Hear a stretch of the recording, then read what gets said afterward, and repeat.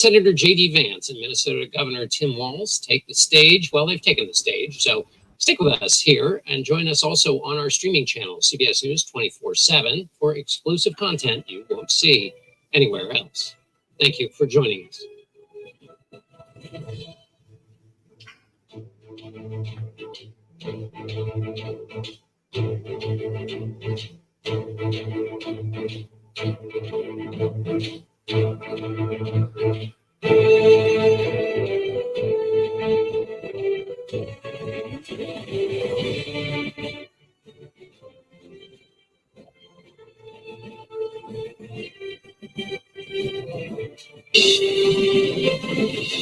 Tonight, with just over a month to go until Election Day, the first and only meeting between the two men who hope to become Vice President of the United States, Democratic Governor Tim Walz of Minnesota and Republican Senator J.D. Vance of Ohio. Now, this is likely the final debate of this election cycle, and voting is already underway in 20 states. CBS News polling shows this remains a race either presidential candidate could win.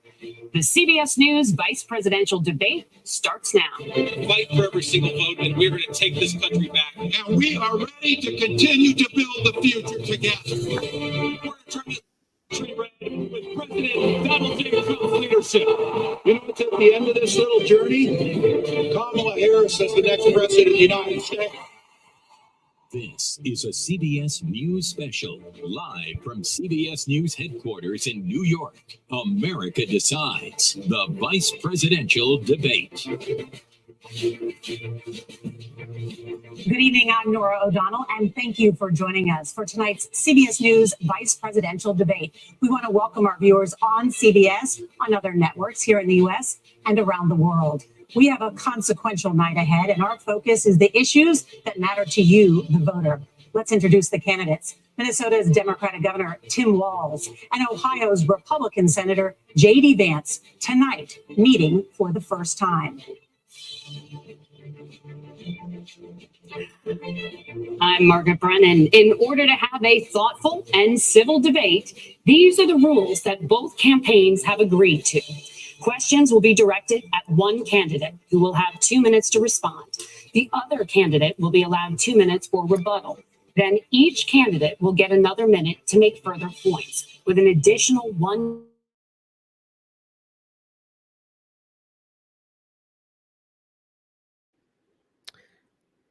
I think we lost sound, Dr. Vibe. Is that me? To fact check claims made by each other. CBS News reserves the right to mute the candidates' microphones to maintain decorum. We have not shared the questions or topics with the campaigns. The stage is set. Governor, Senator, thank you for joining us. Let's get started. Tonight, our country is facing several unfolding crises. The Middle East is on the brink of war. Americans are suffering from the catastrophic impact of Hurricane Helene. And now a labor strike as 25,000 dock workers from Maine to Texas are picketing. We're going to begin tonight with the Middle East. Margaret. Thank you, Nora. Earlier today, Iran launched its largest attack yet on Israel, but that attack failed, thanks to joint U.S. and Israeli defensive action. President Biden has deployed more than 40,000 U.S. military personnel and assets to that region over the past year to try to prevent a regional war. Iran is weakened, but the U.S. still considers it the largest state sponsor of terrorism in the world, and it has drastically reduced the time it would take to develop a nuclear weapon. It is down now to 1 or 2 weeks' time.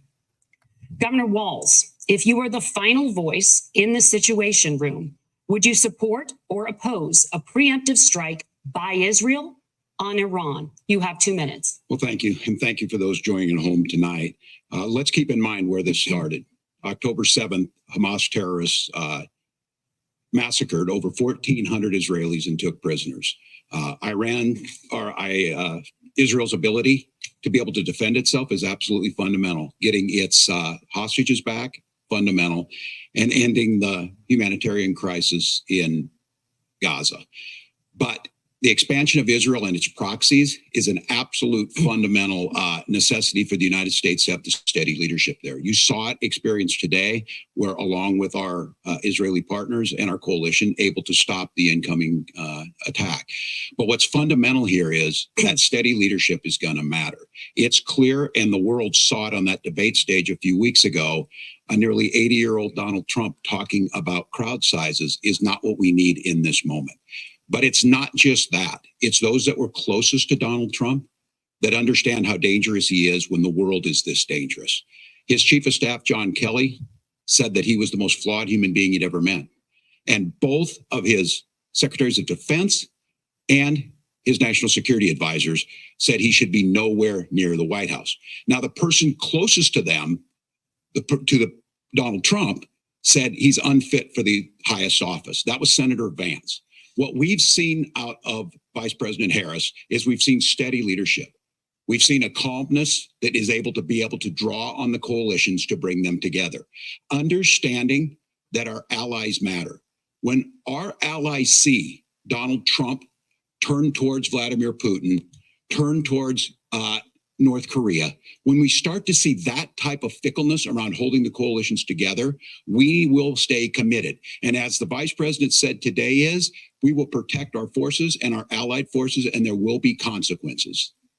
Governor, your time is up. Senator Vance, the same question. Would you support or oppose a preemptive strike by Israel on Iran? You have 2 minutes. So, Margaret, I want to answer the question. First of all, thanks, Governor. Thanks to CBS for hosting the debate. And thanks, most importantly, to the American people who are watching this evening and caring enough about this country to pay attention to this vice presidential debate. I want to answer the question, but I want to actually give an introduction to myself a little bit, because I recognize a lot of Americans don't know who either one of us are. I was raised in a working class family. My mother required food assistance for periods of her life. My grandmother required Social Security help to raise me. And she raised me in part because my own mother struggled with addiction for a big chunk of my early life. I went to college on the GI Bill after I enlisted in the Marine Corps and served in Iraq. And so I stand here asking to be your vice president with extraordinary gratitude for this country, for the American dream that made it possible for me to live my dreams.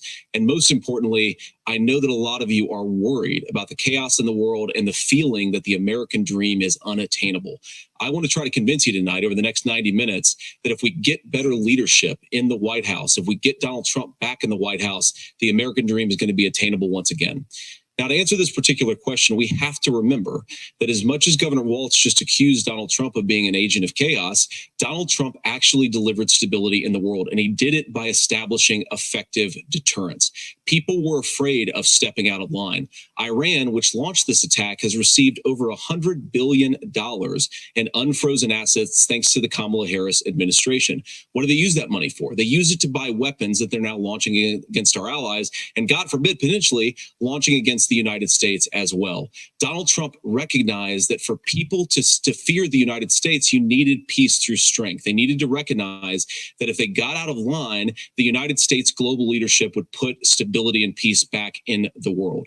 Now, you asked about a preemptive strike, Margaret, and I want to answer the question. Look, it is up to Israel what they think they need to do to keep their country safe, and we should support our allies wherever they are when they're fighting the bad guys. I think that's the right approach to take with the Israel question.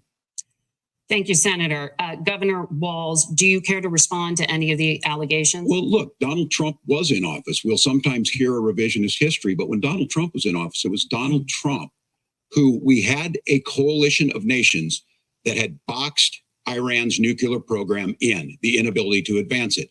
Donald Trump pulled that program and put nothing else in its place. So Iran is closer to a nuclear weapon than they were before because of Donald Trump's fickle leadership. And when Iran shot down an American aircraft in international airspace, Donald Trump tweeted, because that's the standard diplomacy of Donald Trump. And when Iranian missiles did fall near U.S. troops and they received traumatic brain injuries, Donald Trump wrote it off as headaches.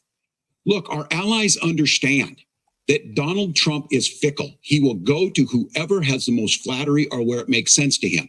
Steady leadership like you witnessed today, like you witnessed in April. Both Iranian attacks were repelled. Our coalition is strong, and we need the steady leadership that Kamala Harris is providing. Senator Vance, the U.S. did have a diplomatic deal with Iran to temporarily pause parts of its nuclear program, and President Trump did exit that deal. He recently said, just 5 days ago, the U.S. must now make a diplomatic deal with Iran because the consequences are impossible. Did he make a mistake? You have 1 minute. Well, first of all, Margaret, diplomacy is not a dirty word, but I think that's something that Governor Walz just said is quite extraordinary. You yourself just said Iran is as close to a nuclear weapon today as they have ever been. And Governor Walz, you blame Donald Trump, who has been the vice president for the last 3.5 years. And the answer is your running mate, not mine.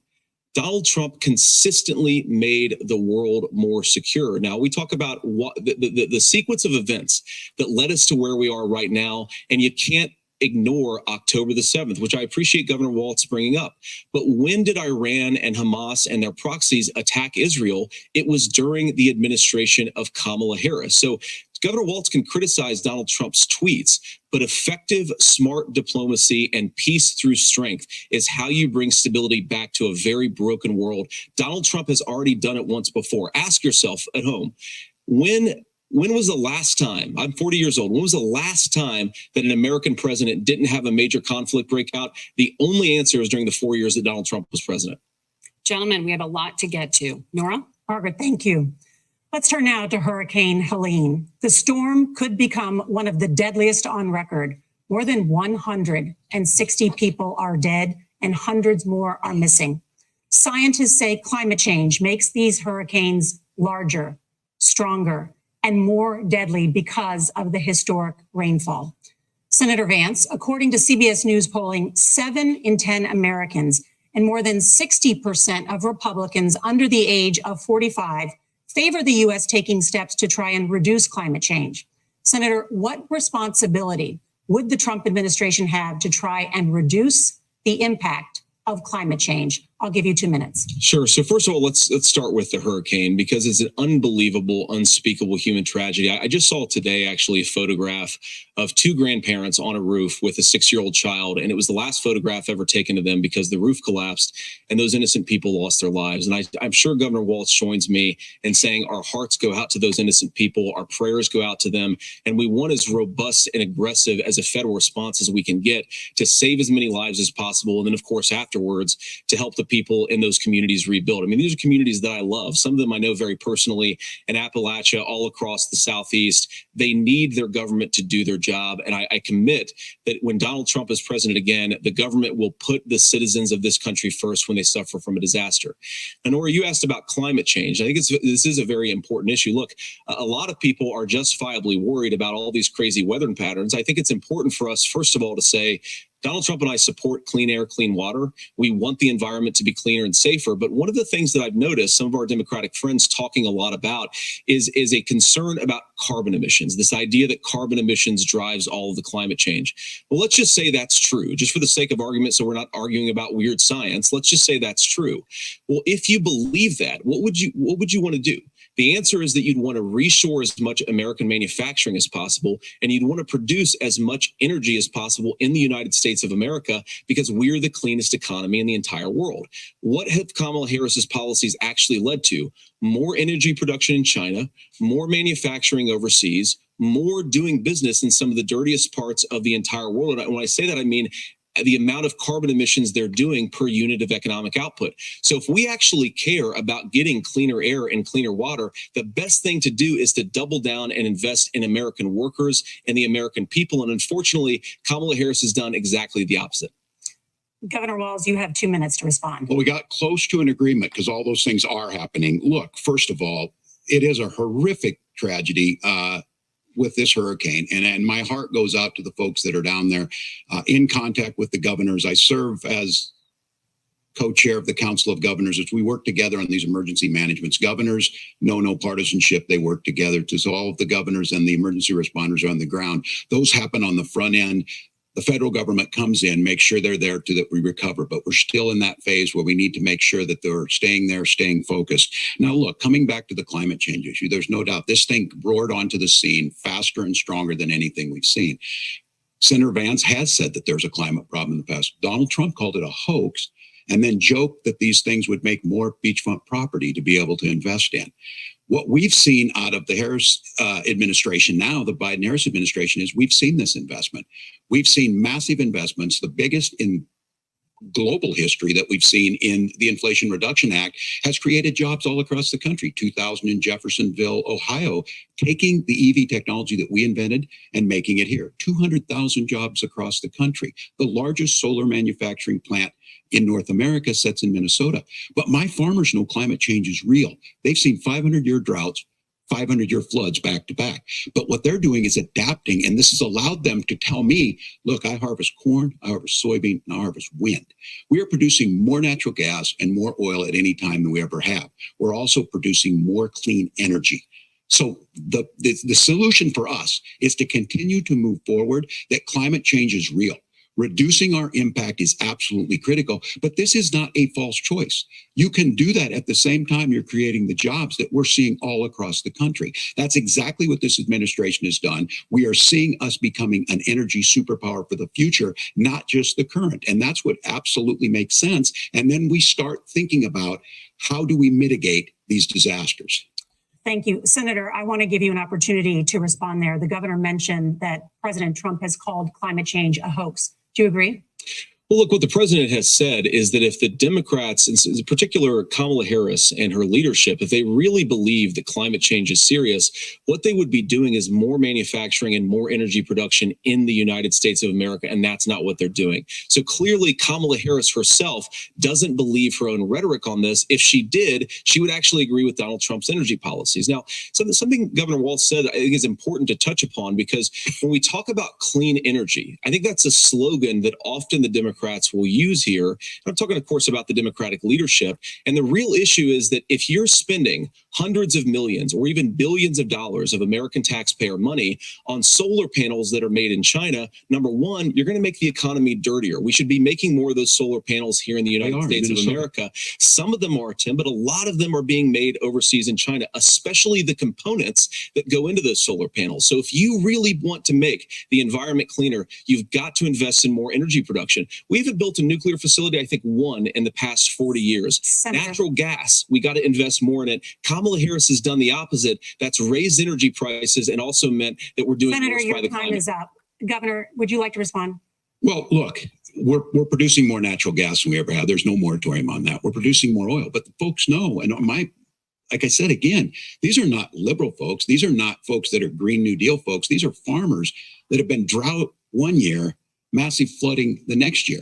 They understand that it makes sense. Look, our number one export cannot be topsoil from erosion from these massive storms. We saw it in Minnesota this summer. And thinking about how do we respond to that, we're thinking ahead on this. And what Kamala Harris has been able to do in Minnesota, we're starting to weatherproof some of these things. The infrastructure law that was passed allows us to think about mitigation in the future. How do we make sure that we're protecting by burying our power lines? How do we make sure that we're protecting lakefronts and things that we're seeing more and more of?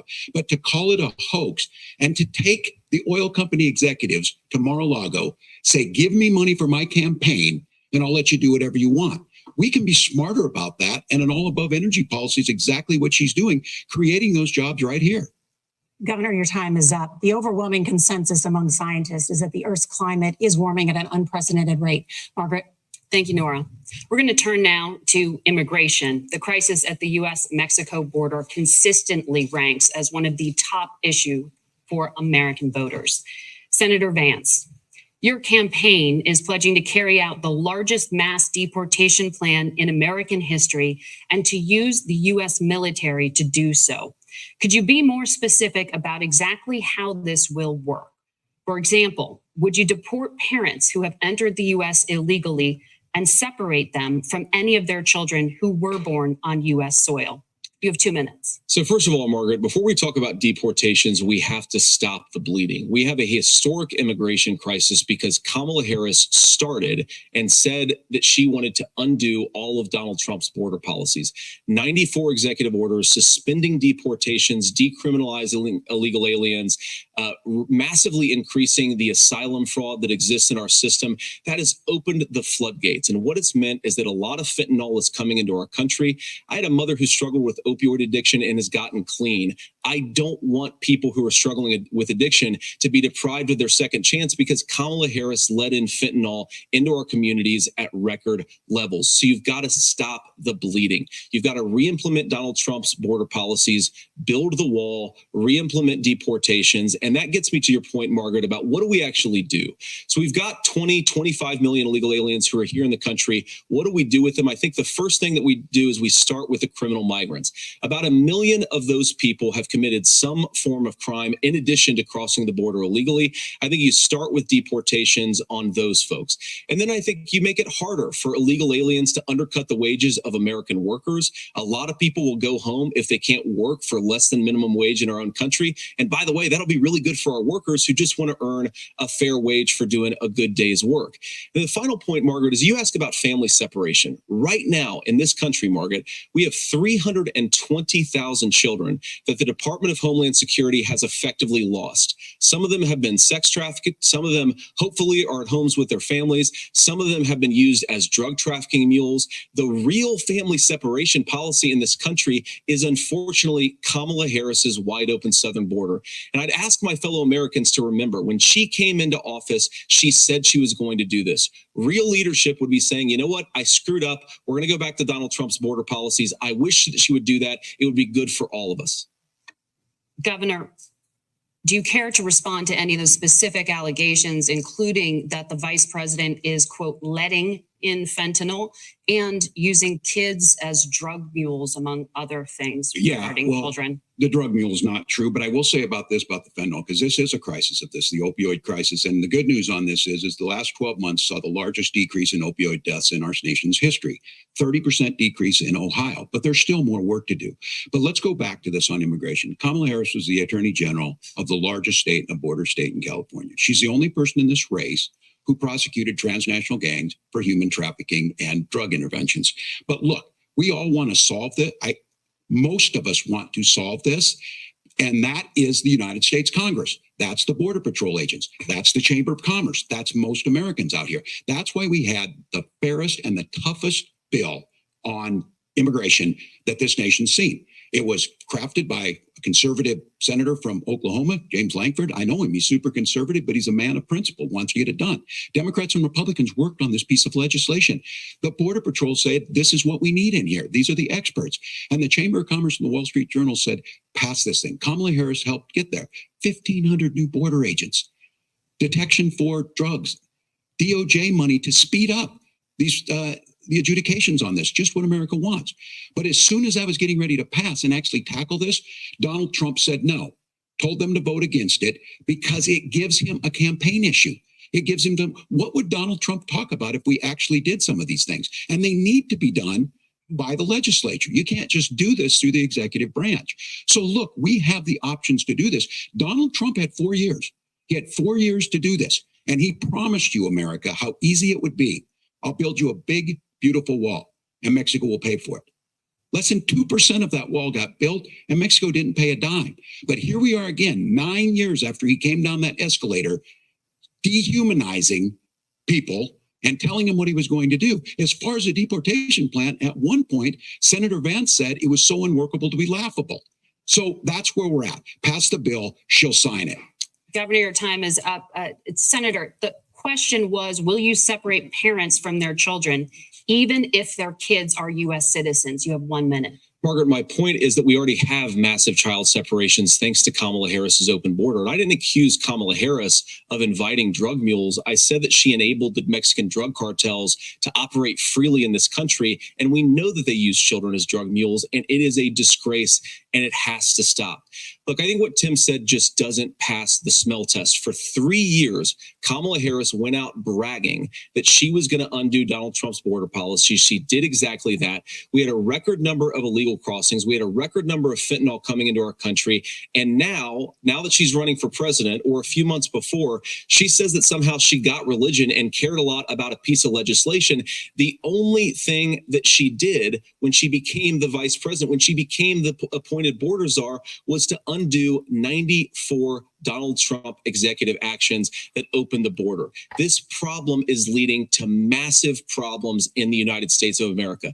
Parents who can't afford health care, schools that are overwhelmed. It's got to stop, and it will when Donald Trump is president again. Senator, your time is up. Governor, what about our CBS News polling, which does show that a majority of Americans, more than 50%, support mass deportations? Look, we fix this issue with a bill that is necessary, but the issue on this is what happens when you don't want to solve it. You demonize it. And we saw this, and Senator Vance, and it surprises me on this, talking about and saying, I will create stories to bring attention to this.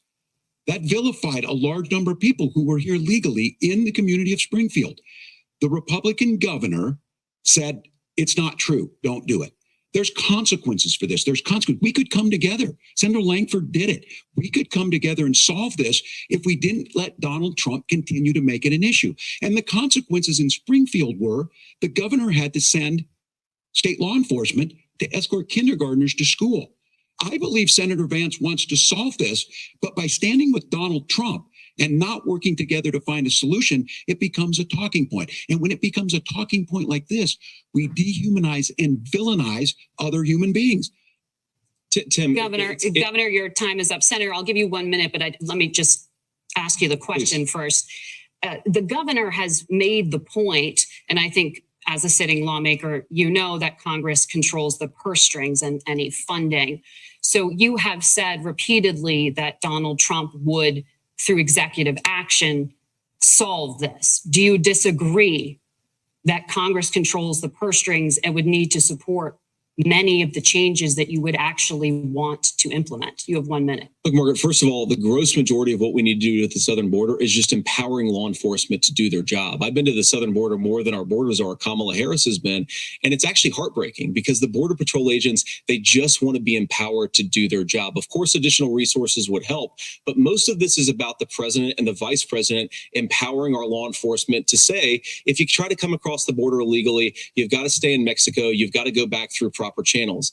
Now, Governor Walz brought up the community of Springfield, and he's very worried about the things that I've said in Springfield. Look, in Springfield, Ohio, and in communities all across this country, you've got schools that are overwhelmed. You've got hospitals that are overwhelmed. You have got housing that is totally unaffordable because we brought in millions of illegal immigrants to compete with Americans for scarce homes. The people that I'm most worried about in Springfield, Ohio, are the American citizens who have had their lives destroyed by Kamala Harris's open border. It is a disgrace, Tim. And I actually think, I agree with you. I think you want to solve this problem, but I don't think that Kamala Harris does. Senator, your time is up. Governor, you have 1 minute to respond. Yeah, well, it is law enforcement that asked for the bill. They helped craft it. They're the ones that supported it. That's because they know we need to do this. Look, this issue of continuing to bring this up, of not dealing with it, of blaming migrants for everything. On housing, we could talk a little bit about Wall Street speculators buying up housing and making them less affordable, but it becomes a blame. Look, this bill also gives the money necessary to adjudicate. I agree. It should not take 7 years for an asylum claim to be done. This bill gets it done in 90 days. Then you start to make a difference in this, and you start to adhere to what we know, American principles. I don't talk about my faith a lot, but Matthew 25:40 talks about, to the least amongst us, you do unto me. I think that's true of most Americans. They simply want order to it. This bill does it. It's funded. It's supported by the people who do it. And it lets us keep our dignity about how we treat other people. Thank you, Governor. And just to clarify for our viewers, Springfield, Ohio does have a large number of Haitian migrants who have legal status, temporary protected status. Well, Margaret, but thank you, Senator. We have so much to get to. Margaret, I think it's important For the because turnout of the economy, thank Margaret, you. the rules were that The you guys were economy- going to fact check, and since you're fact checking me, I think it's important to say what's actually going on. So there's an application called the CBP One app, where you can go on as an illegal migrant, apply for asylum or apply for parole, and be granted legal status at the wave of a Kamala Harris open border wand. That is not a person coming in, applying for a green card and waiting for 10 years. That Thank is you, the Senator. facilitation of illegal immigration, Margaret, by Thank our you, own Senator, for leadership. describing the legal And process. those laws- We and have Kamala so much Harris to get opened up to, that Senator. pathway. Those We have laws so have been on much- the books since 1990. Thank you, gentlemen. The We CBP wanna have- One app has not been on the books since 1990. It's something that Kamala Harris created. Gentlemen, the audience can't hear you because your mics are cut. We have so much we want to get to. Thank you for explaining the legal process. Nora. Thank you, Margaret. The economy is a top concern for voters. Each of your campaigns has released an economic plan. So let's talk about the specifics. Governor Walz, Vice President Harris unveiled a plan that includes billions in tax credits for manufacturing, housing, and a renewed child tax credit. The Wharton School says your proposals will increase the nation's deficit by $1.2 trillion. How would you pay for that without ballooning the deficit? Governor, I'll give you 2 minutes. Yeah, thank you. And Kamala Harris and I do believe in the middle class because that's where we come from. We both grew up in that. We understand. So those of you out there listening tonight, you're hearing a lot of stuff back and forth, and it's good. It's healthy. That's what this is supposed to happen. You should be listening. How's this going to impact me? The bold forward plan that Kamala Harris put out there is talking about this housing issue. The one thing is there's 3 million new houses proposed under this plan with down payment assistance on the front end to get you in a house. A house is much more than just an asset to be traded somewhere. It's foundational to where you're at. And then making sure that the things you buy every day, whether they be prescription drugs or other things, that there's fairness in that. Look, the $35 insulin is a good thing, but it costs $5 to make insulin. They were charging $800 before this law went into effect. As far as the housing goes, I've seen it in Minnesota. 12% more houses in Minneapolis, prices went down on rent 4%. It's working. And then making sure tax cuts go to the middle class. $6,000 child tax credit, we have one in Minnesota, reduces childhood poverty by 1/3. We save money in the long run, and we do the right thing for families. And then getting businesses off the ground. The law as it stands right now is $5,000 tax credit for small business, increasing that to $50,000. Now, this is a philosophical difference between us. Donald Trump made a promise, and I'll give you this. He kept it. He took folks to Mar-a-Lago, said, you're rich as hell, I'm going to give you a tax cut. He gave the tax cuts that predominantly went to the top class. What happened there was an $8 trillion increase in the national debt, the largest ever. Now he's proposing a 20% consumption or sales tax on everything we bring in.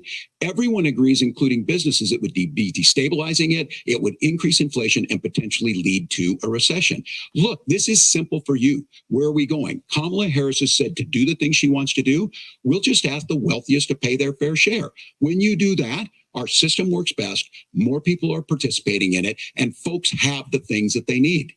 Senator, I want to give you a moment to respond on that. But similarly, the Wharton School has done an analysis of the Trump plan and says it would increase the nation's deficit by $5.8 trillion.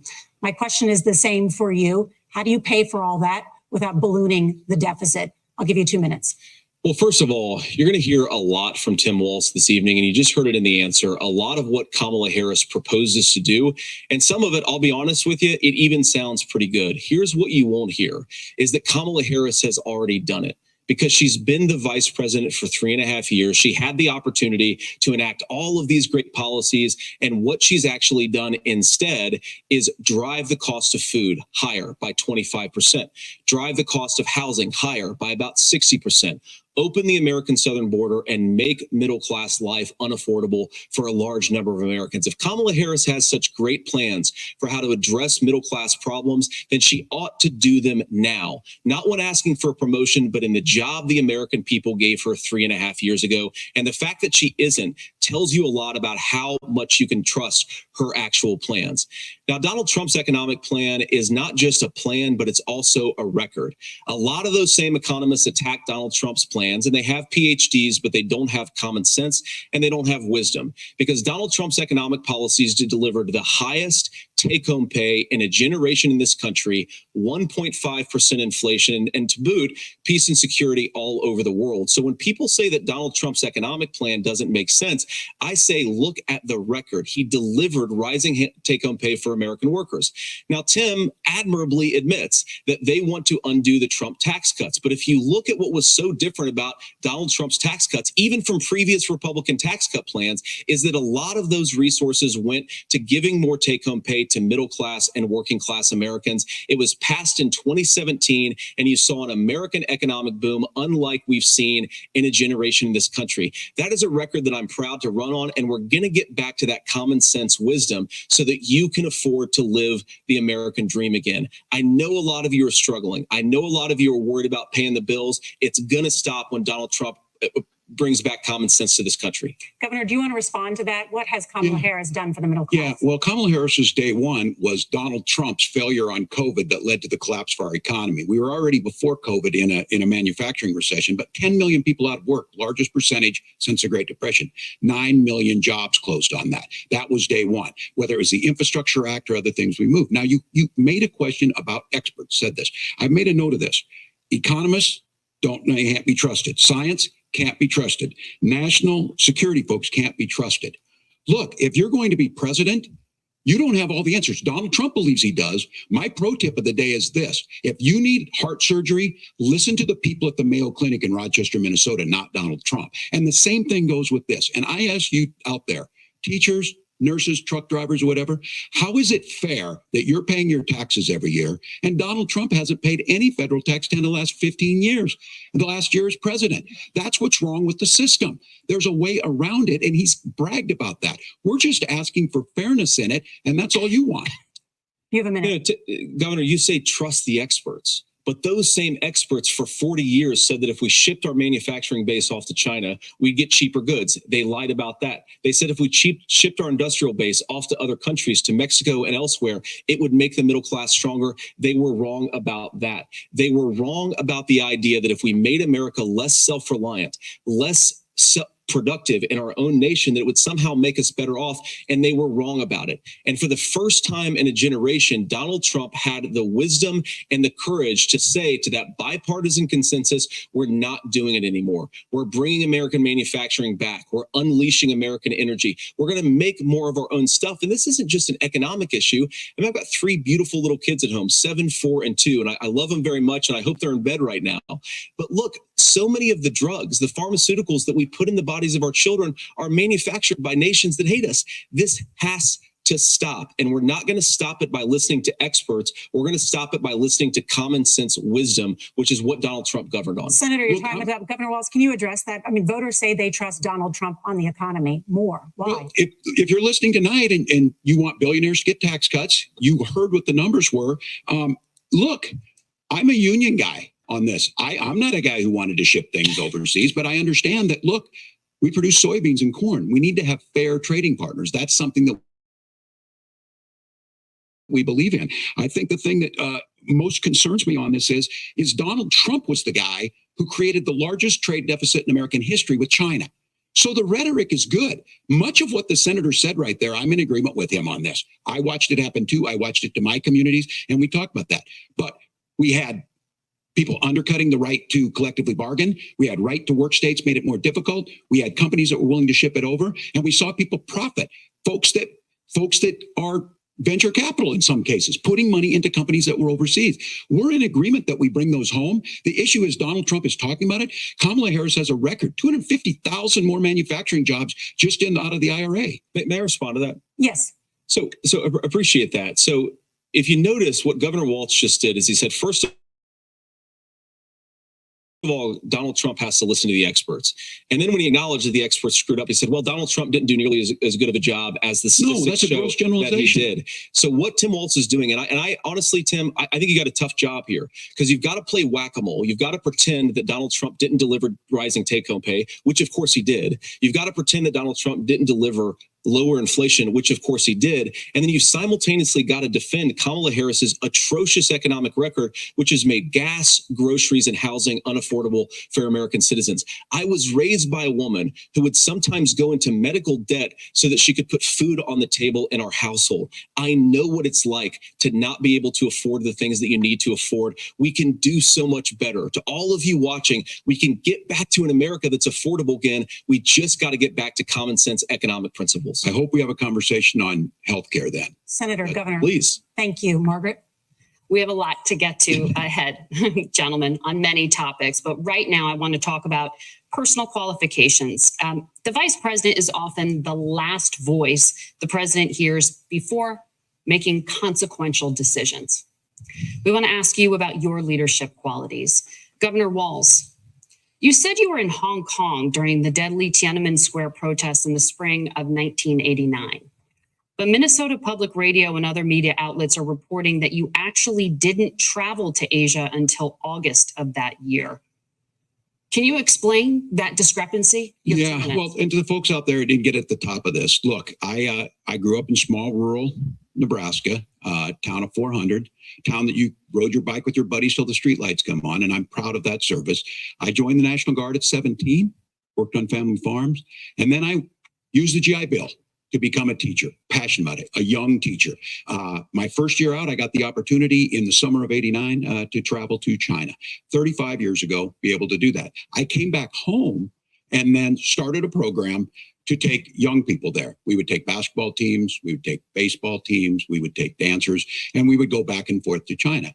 The issue for that was to try and learn. Now, look, my community knows who I am. They saw where I was at. Look, I will be the first to tell you, I have poured my heart into my community. I've tried to do the best I can, but I've not been perfect. And I'm a knucklehead at times, but it's always been about that. Those same people elected me to Congress for 12 years. And in Congress, I was one of the most bipartisan people, working on things like farm bills that we got done, working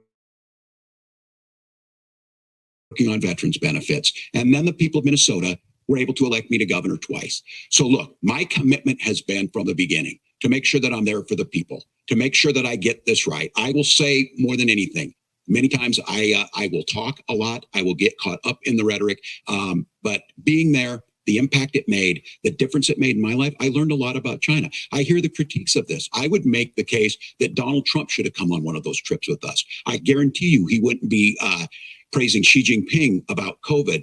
And I guarantee you he wouldn't start a trade war that he ends up losing. So this is about trying to understand the world. It's about trying to do the best you can for your community. And then it's putting yourself out there and letting your folks understand what it is. My commitment, whether it be through teaching, which I was good at, or whether it was being a good soldier or was being a good member of Congress, those are the things that I think are the values that people care about.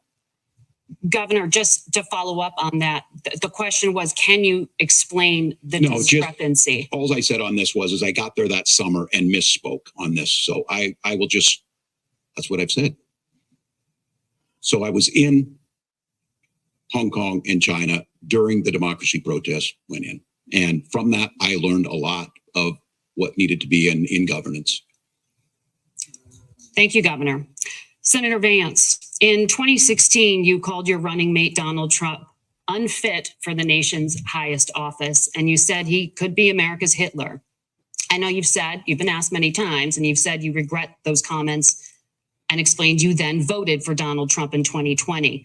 But the Washington Post reported new messages last week in which you also disparaged Trump's economic record while he was president, writing to someone in 2020, quote, Trump thoroughly failed to deliver his economic populism. You're now his running mate, and you've shifted many of your policy stances to align with his. If you become vice president, why should Americans trust that you will give Donald Trump the advice he needs to hear and not just the advice he wants to hear? You have 2 minutes. Well, first of all, Margaret, because I've always been open. And sometimes, of course, I've disagreed with the president, but I've also been extremely open about the fact that I was wrong about Donald Trump. I was wrong, first of all, because I believed some of the media stories that turned out to be dishonest fabrications of his record. But most importantly, Donald Trump delivered for the American people. Rising wages, rising take-home pay, an economy that worked for normal Americans, a secure southern border, a lot of things, frankly, that I didn't think he'd be able to deliver on. And yeah, when you screw up, when you misspeak, when you get something wrong and you change your mind, you ought to be honest with the American people about it. It's one of the reasons, Margaret, why I've done so many interviews is because I think it's important to actually explain to the American people where I come down on the issues and what changed. Now, you pointed out the messages from 2020.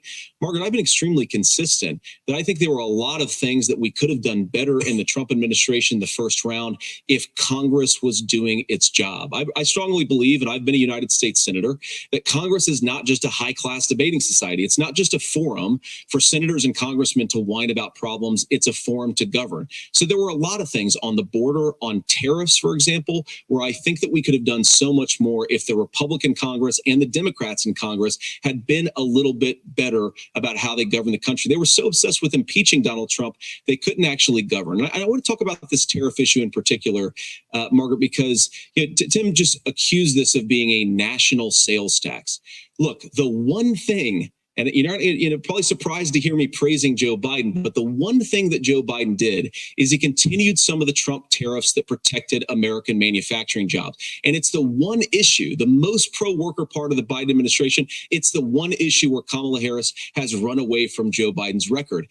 Think about this. If you're trying to employ slave laborers in China at $3 a day, you're going to do that and undercut the wages of American workers unless our country stands up for itself and says you're not accessing our markets unless you're paying middle-class Americans a fair wage. Senator, your time is up. Nora? Thank you. Now to the issue of reproductive rights. Governor Walz, after Roe versus Wade was overturned, you signed a bill into law that made Minnesota one of the least restrictive states in the nation when it comes to abortion. Former President Trump said in the last debate that you believe abortion, quote, in the 9th month is absolutely fine. Yes or no? Is that what you support? I'll give you 2 minutes. That's not what the bill says, but look, this issue is what's on everyone's mind. Donald Trump put this all into motion. He brags about how great it was that he put the judges in and overturned Roe versus Wade, 52 years of personal autonomy. And then he tells us, oh, we send it to the states. It's a beautiful thing. Amanda Zaworski would disagree with you on it's a beautiful thing. A young bride in Texas waiting for their child at 18 weeks. She has a complication, a tear in the membrane. She needs to go in. The medical care at that point needs to be decided by the doctor. And that would have been an abortion. But in Texas, that would have put them in legal jeopardy. She went home, got sepsis, nearly dies, and now she may have difficulty having children. Or in Kentucky, Hadley Duvall, a 12-year-old child raped and impregnated by her stepfather. Those are horrific. Now, when God asked about that, Senator Vance said 2 wrongs don't make a right. There is no right in this. So in Minnesota, what we did was restore Roe versus Wade. We made sure that we put women in charge of their health care. But look, this is not where, if you don't know Amanda or a Hadley, you soon will. Their Project 2025 is going to have a registry of pregnancies. It's going to make it more difficult, if not impossible, to get contraception and limit access, if not eliminate access to infertility treatments. For so many of you out there listening, me included, infertility treatments are why I have a child. That's nobody else's business, but those things are being proposed. And the catch-all on this is, well, the states will decide what's right for Texas might not be right for Washington. That's not how this works. This is basic human right. We have seen maternal mortality skyrocket in Texas, outpacing many other countries in the world. This is about healthcare. In Minnesota, we are ranked first in healthcare for a reason. We trust women, we trust doctors. Senator, do you want to respond to the governor's claim? Will you create a federal pregnancy monitoring agency? No, Nora, certainly we won't. And I want to talk about this issue because I know a lot of Americans care about it. And I know a lot of Americans don't agree with everything that I've ever said on this topic. And, you know, I grew up in a working class family in a neighborhood where I knew a lot of young women who had unplanned pregnancies and decided to terminate those pregnancies because they feel like they didn't have any other options. And, you know, I one of them is actually very dear to me. And I know she's watching tonight, and I love you. And she told me something a couple years ago that she felt like if she hadn't had that abortion, that it would have destroyed her life because she was in an abusive relationship. And I think that what I take from that as a Republican who proudly wants to protect innocent life in this country, who proudly wants to protect the vulnerable, is that my party, we've got to do so much better of a job at earning the American people's trust back on this issue where they frankly just don't trust us. And I think that's one of the things that Donald Trump and I are endeavoring to do. I want us as a Republican Party to be pro-family in the fullest sense of the word. I want us to support fertility treatments. I want us to make it easier for moms to afford to have babies. I want it to make it easier for young families to afford a home so they can afford a place to raise that family. And I think there's so much that we can do on the public policy front just to give women more options. Now, of course, Donald Trump has been very clear that on the abortion policy specifically, that we have a big country and it's diverse. And California has a different viewpoint on this than Georgia. Georgia has a different viewpoint from Arizona. And the proper way to handle this, as messy as democracy sometimes is to let voters make these decisions, let the individual states make their abortion policy. And I think that's what makes the most sense in a very big, a very diverse, and let's be honest, sometimes a very, very messy and divided country. Governor, would you like to respond and also answer the question about restrictions? Yeah, well, the question got asked and Donald Trump made the accusation that wasn't true about Minnesota. Well, let me tell you about this idea that there's diverse states. There's a young woman named Amber Thurman. She happened to be in Georgia, a restrictive state. Because of that, she had to travel a long distance to North Carolina to try and get her care. Amber Thurman died in that journey back and forth. The fact of the matter is, how can we as a nation say that your life and your rights, as basic as the right to control your own body, is determined on geography? There's a very real chance had Amber Thurman lived in Minnesota, she would be alive today. That's why the restoration of Roe versus Wade. When you listen to Vice President Harris talk about this subject and you hear me talk about it, you hear us talking exactly the same. Donald Trump is trying to figure out how to get the political right of this. I agree with a lot of what Senator Vance said about what's happening. His running mate, though, does not. And that's the problem. Governor, your time is up. Senator, let me ask you about that. He mentioned, it was, I think, referring to a national ban. In the past, you have supported a federal ban on abortion after 15 weeks. In fact, you said if someone can't support legislation like that, quote, you are making the United States the most barbaric pro-abortion regime anywhere in the entire world. My question is, why have you changed your position? Well, Nora, first of all, I never supported a national ban. I did when I was running for Senate in 2022, talk about setting some minimum national standard. For example, we have a partial birth abortion ban in place in this country at the federal level. I don't think anybody's trying to get rid of that, or at least I hope not, though I know that Democrats have taken a very radical pro-abortion stance. But Nora, one of the things that changed is in the state of Ohio, we had a referendum in 2023, and the people of Ohio voted overwhelmingly, by the way, against my position. And I think that what I learned from that, Nora, is that we've got to do a better job at winning back people's trust. So many young women would love to have families. So many young women also see an unplanned pregnancy as something that's going to destroy their livelihood, destroy their education, destroy their relationships. And we have got to earn people's trust back. And that's why Donald Trump and I are committed to pursuing pro-family policies, making childcare more accessible, making fertility treatments more accessible, because we've got to do a better job at that. And that's what real leadership is. Governor, your response. I'm going to respond on the pro-abortion piece of that. No, we're not. We're pro-women. We're pro-freedom to make your own choice. We know what the implications are to not be that. Women having miscarriages, women not getting the care, physicians feeling like they may be prosecuted for providing that care. And as far as making sure that we're educating our children and giving them options, Minnesota's a state with one of the lowest teen pregnancy rates. We understand that too. We know that the options need to be available, and we make that true. We also make it, we're a top 3 state for the best place to raise children. But these two things, to try and say that we're pro-children, but we don't like this, or you guys are pro-abortion, that's not the case at all.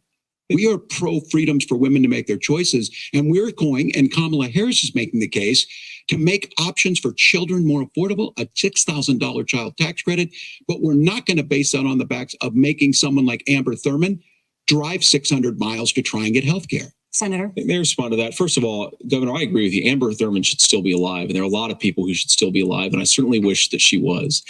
And maybe you're free to disagree with me on this and explain this to me. But as I read the Minnesota law that you signed into law, the statute that you signed into law, it says that a doctor who presides over an abortion where the baby survives, the doctor is under no obligation to provide life-saving care to a baby who survives a botched late-term abortion.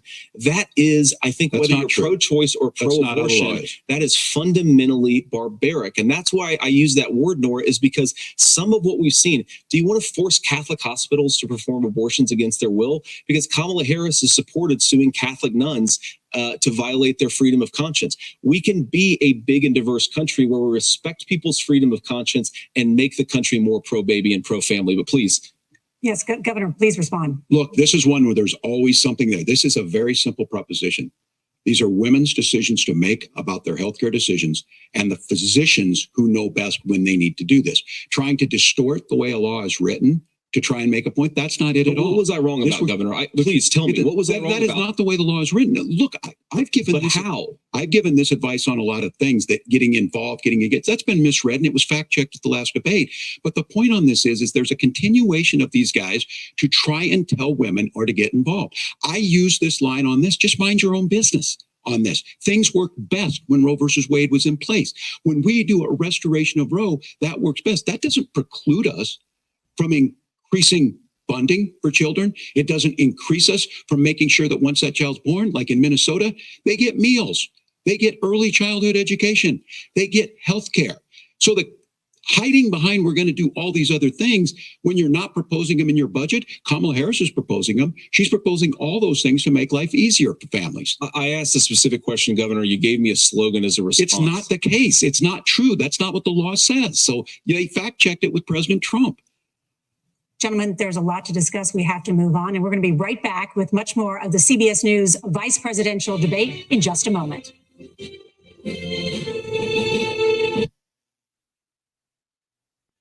Any comments, anybody?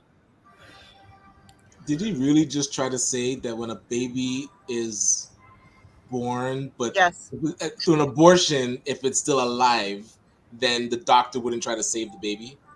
Yes, Like, if that it's is past exactly what it term, the baby, that's a birth. I'm sorry, I'm just checking. Like, if you take the baby out when it's of term, isn't that a birth? And then they would do their best to save the baby. Why would it be aborted? Well, you know, this is the thing that he's doing, and this is the language about women's bodies that a lot of people don't know. Anytime a pregnancy is ended, whether it be through birth or a miscarriage, it's called a spontaneous abortion. Okay, that just means the pregnancy has ended. Aborted means to end something, and so what they're saying basically is that when women give birth, it's an abortion.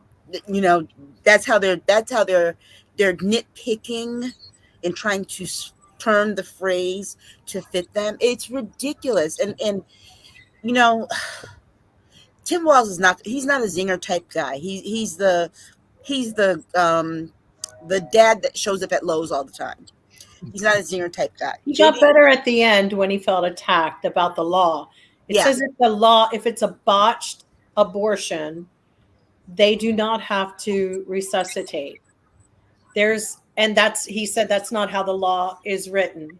So it just begs, like, everybody needs to go look and see how the law is written. And but Tim needs to pick it up, y'all. I mean, I think at this point he needs to just stop trying to explain himself and just be like, "You're lying, you're lying, you're He lying." also needs to stop trying to be like, "Yeah, I agree. We're the same." You know, that you are adversaries. You're not friends here. You've got to show us that there's a difference between you two, not that you two are agreeing. I don't give a shit. It's just too much. He's too Minnesota nice guys. It's like, "Oh, you know, yeah, for sure."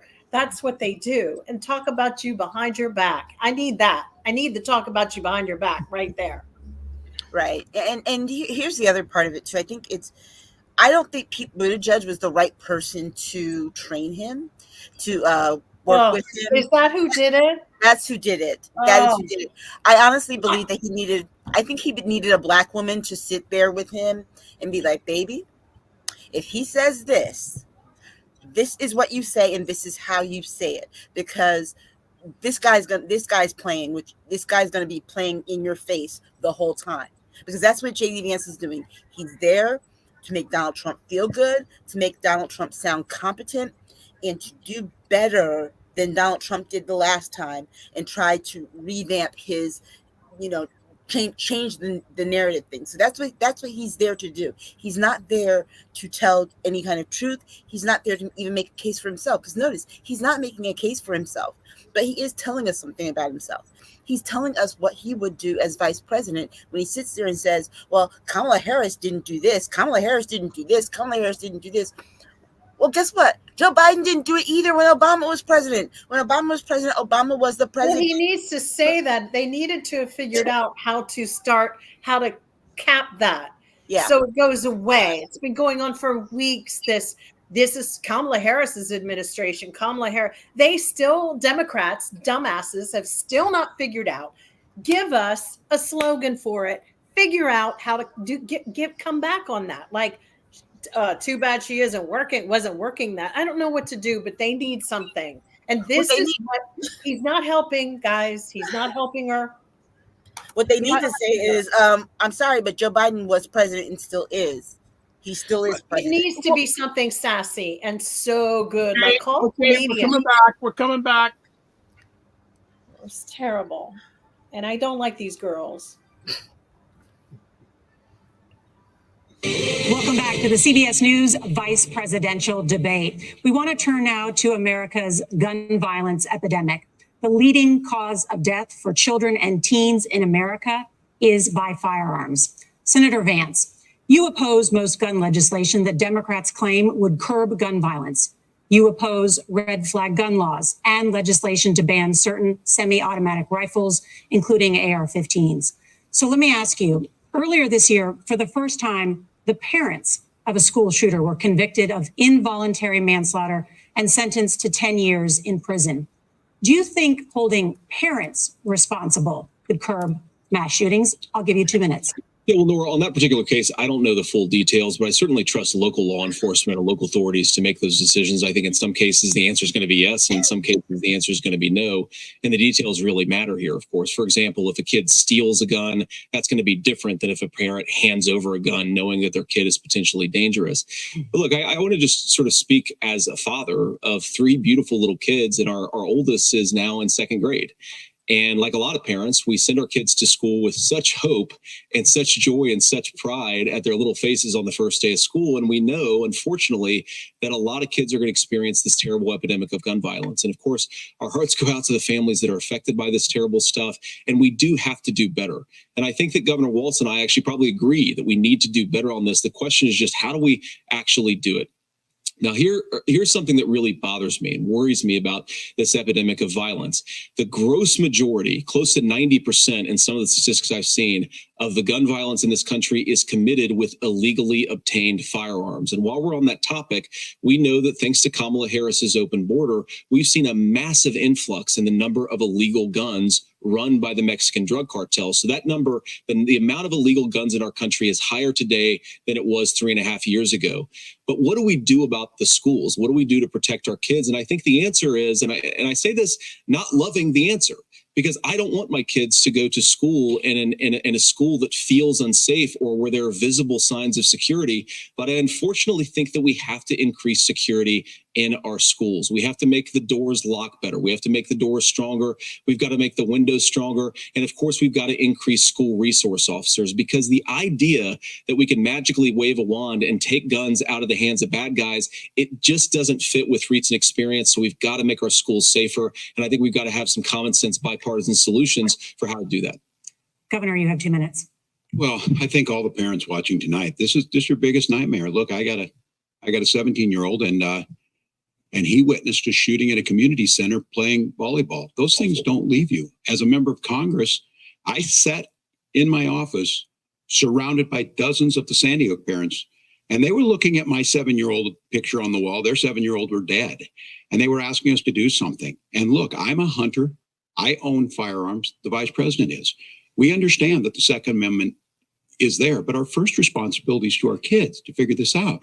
In Minnesota, we've enacted enhanced red flag laws, enhanced background checks, and we can start to get data. But here's the problem. If we really want to solve this, we've got folks that won't allow research to be even done on gun violence.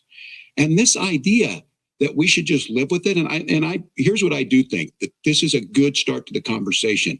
I 100% believe that Senator Vance hates it when these kids, it's abhorrent and it breaks your heart. I agree with that. But that's not far enough when we know there are things that work. I've spent time in Finland and seen some Finnish schools. They don't have this happen, even though they have a high gun ownership rate in the country. There are reasonable things that we can do to make a difference. It's not infringing on your Second Amendment. And the idea to have some of these weapons out there, it just doesn't make any sense. Kamala Harris, as an attorney general, worked on this issue. She knows that it's there. No one's trying to scaremonger and say we're taking your guns, but I ask all of you out there, do you want your schools hardened to look like a fort?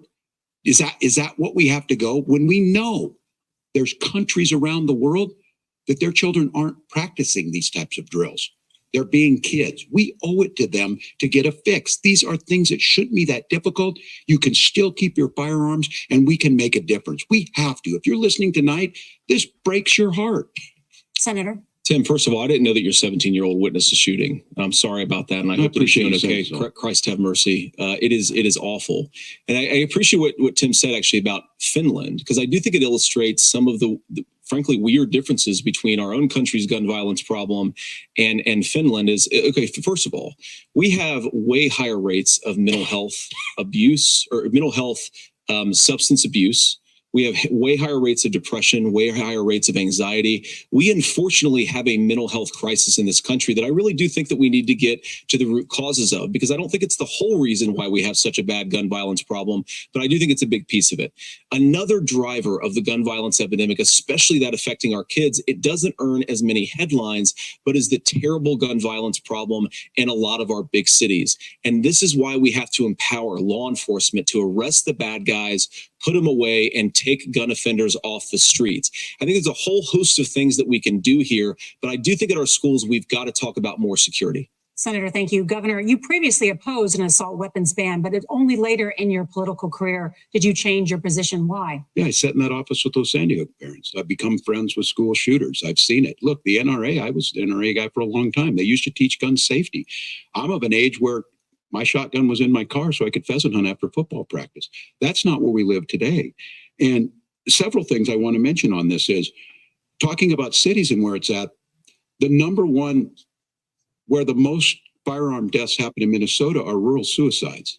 And we have an epidemic of children getting guns and shooting themselves. And so we have, and we should look at all of the issues, making sure folks have healthcare and all that. But I want to be very careful. This idea of stigmatizing mental health, just because you have a mental health issue doesn't mean you're violent. And I think what we end up doing is we start looking for a scapegoat. Sometimes it just is the guns. It's just the guns. And there are things that you can do about it. But I do think that this is one, and I think this is a healthy conversation. I think there's a capacity to find solutions on this that work, protect Second Amendment, protect our children. That's our priority. Gentlemen, thank you. Margaret. Thank you, Nora. Let's turn now to the top contributor to inflation, the high cost of housing and rent. There's a shortage of more than 4 million homes in the United States, and that contributes to the high housing prices. Governor Walz, the Harris campaign promises a $25,000 down payment assistance for first-time home buyers and a $10,000 tax credit. They also promise to build 3 million new homes. Where are you building these homes, and won't handing out that kind of money just drive up prices higher? No, it's not handing out. We have, first, let me say this issue of housing, and I think those of you listening on this, the problem we've had is that we've got a lot of folks that see housing as another commodity. It can be bought up, it can be shifted, it can be moved around. Those are not folks living in those houses. Those of you listening tonight, that house is a big deal. I bought and owned one house in my life. My mom still lives in the house where I was. And when I think of a house, I'm thinking of Christmas services after midnight mass where you go with your family.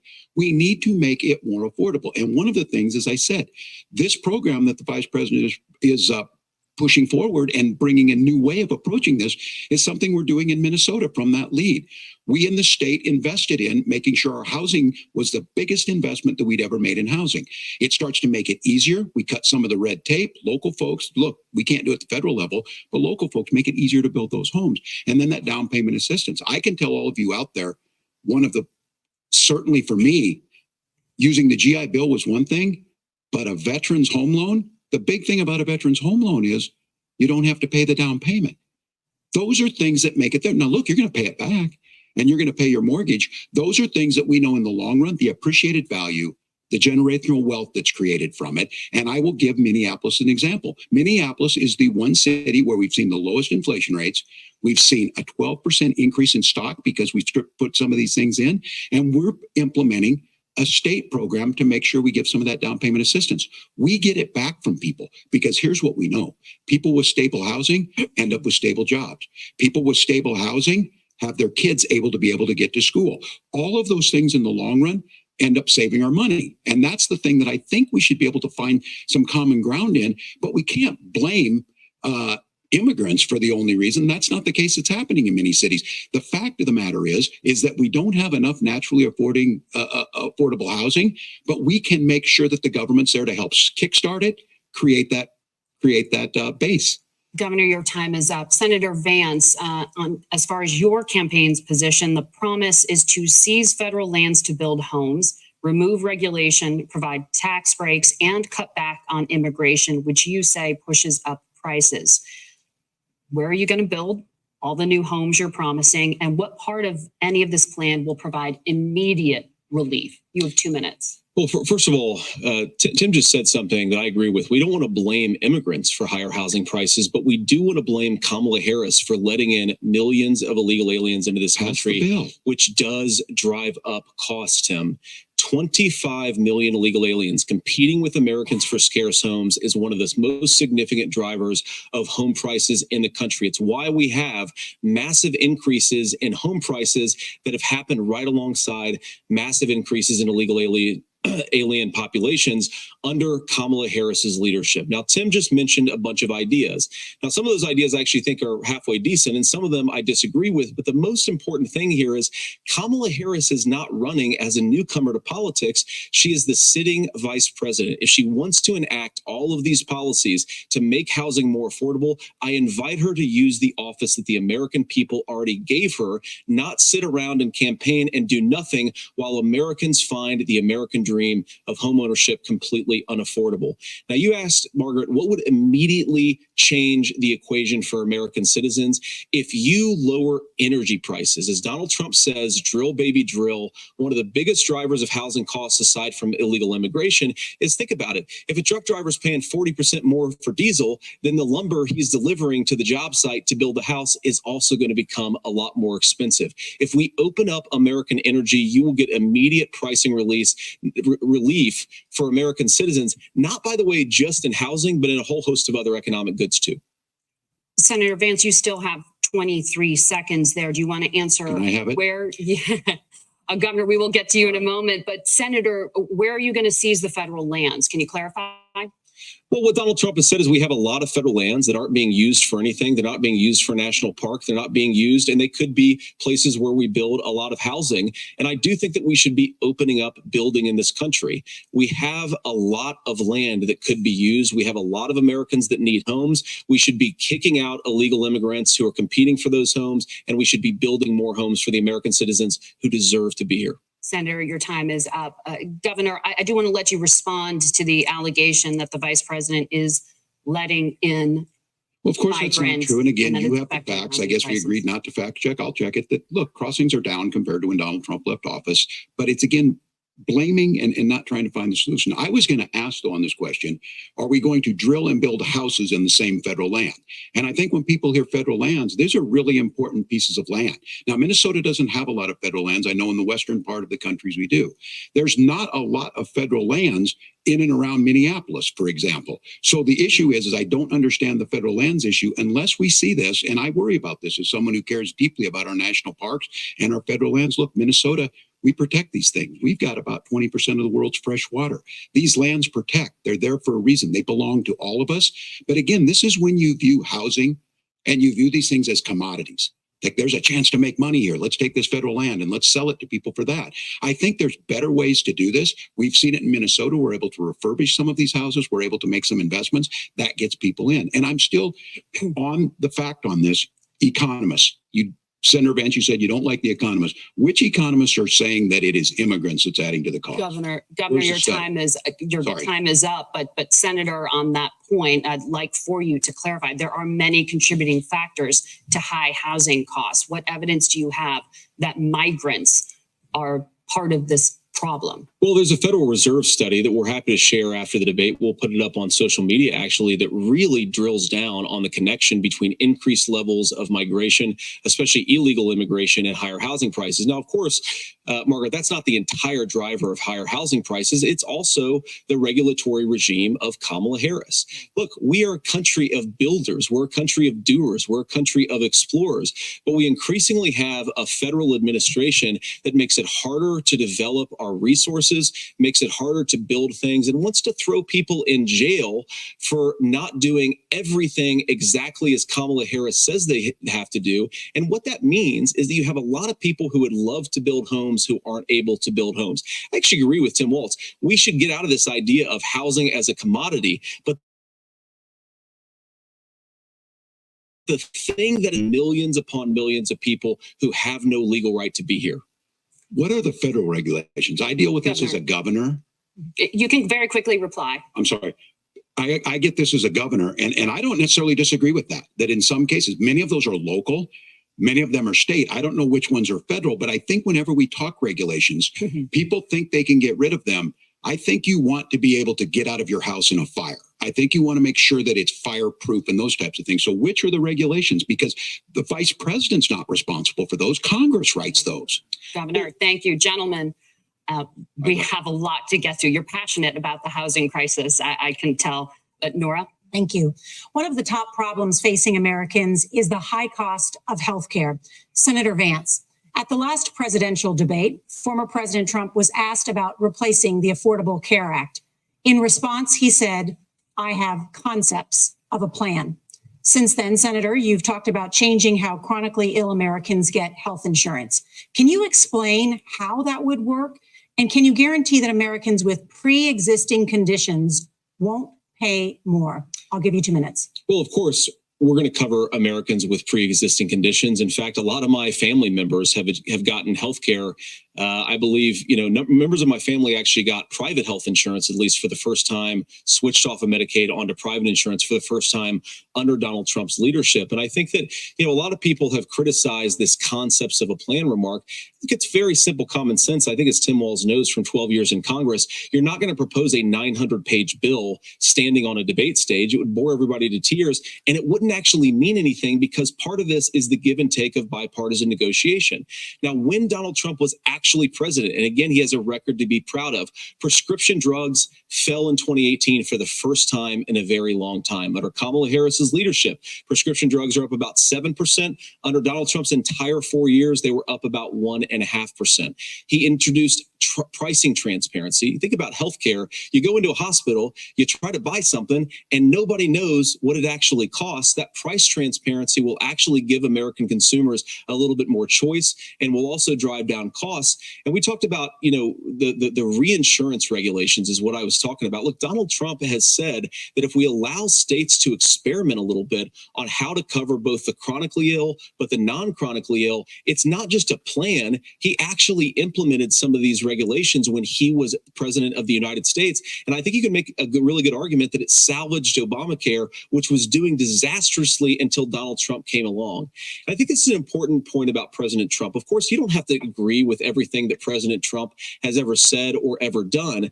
But when Obamacare was crushing under the weight of its own regulatory burden and healthcare costs, Donald Trump could have destroyed the program. Instead, he worked in a bipartisan way to ensure that Americans had access to affordable care. It's not perfect, of course, and there's so much more that we can do. But I think that Donald Trump has earned the right to put in place some better healthcare policies. He's earned it because he did it successfully the first time. Governor?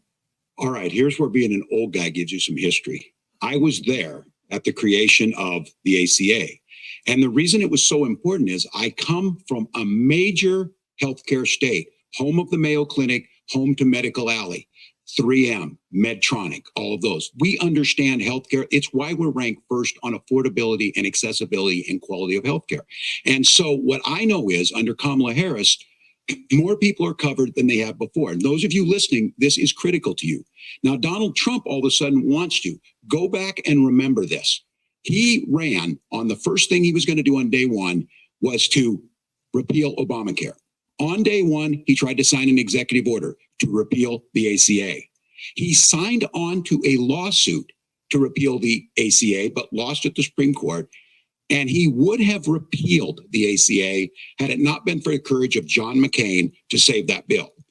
Now, fast forward, what that means to you is you lose your pre-existing conditions. If you're sitting at home and you got asthma, too bad. If you're a woman, probably not. Broke your foot during football, might kick you out. Your kids get kicked out when they're 26. Kamala Harris negotiated drug prices for the first time with Medicare. We have 10 drugs that will come online, the most common ones that'll be there. But look, this issue, and when Donald Trump said, I've got a concept of a plan, it cracked me up as a fourth grade teacher because my kids would have never given me that. But what Senator Vance just explained might be worse than a concept, because what he explained is pre-Obamacare. And I'll make this as simple as possible because I have done this for a long time. What they're saying is, if you're healthy, why should you be paying more? So what they're going to do is let insurance companies pick who they insure, because guess what happens? You pay your premium, it's not much. They figure they're not going to have to pay out to you. But those of you a little older, gray, got cancer, you're going to get kicked out of it. That's why the system didn't work. Kamala Harris will protect and enhance the ACA. Governor, thank you. Senator, you have not yet explained how you would protect people with pre-existing conditions or laid out that plan. Well, look, we currently have laws and regulations in place right now that protect people with pre-existing conditions. We want to keep those regulations in place, but we also want to make the health insurance marketplace function a little bit better. Now, what Governor Walz just said is actually not true. A lot of what happened, and the reason that Obamacare was crushing under its own weight, is that a lot of young and healthy people were leaving the exchanges.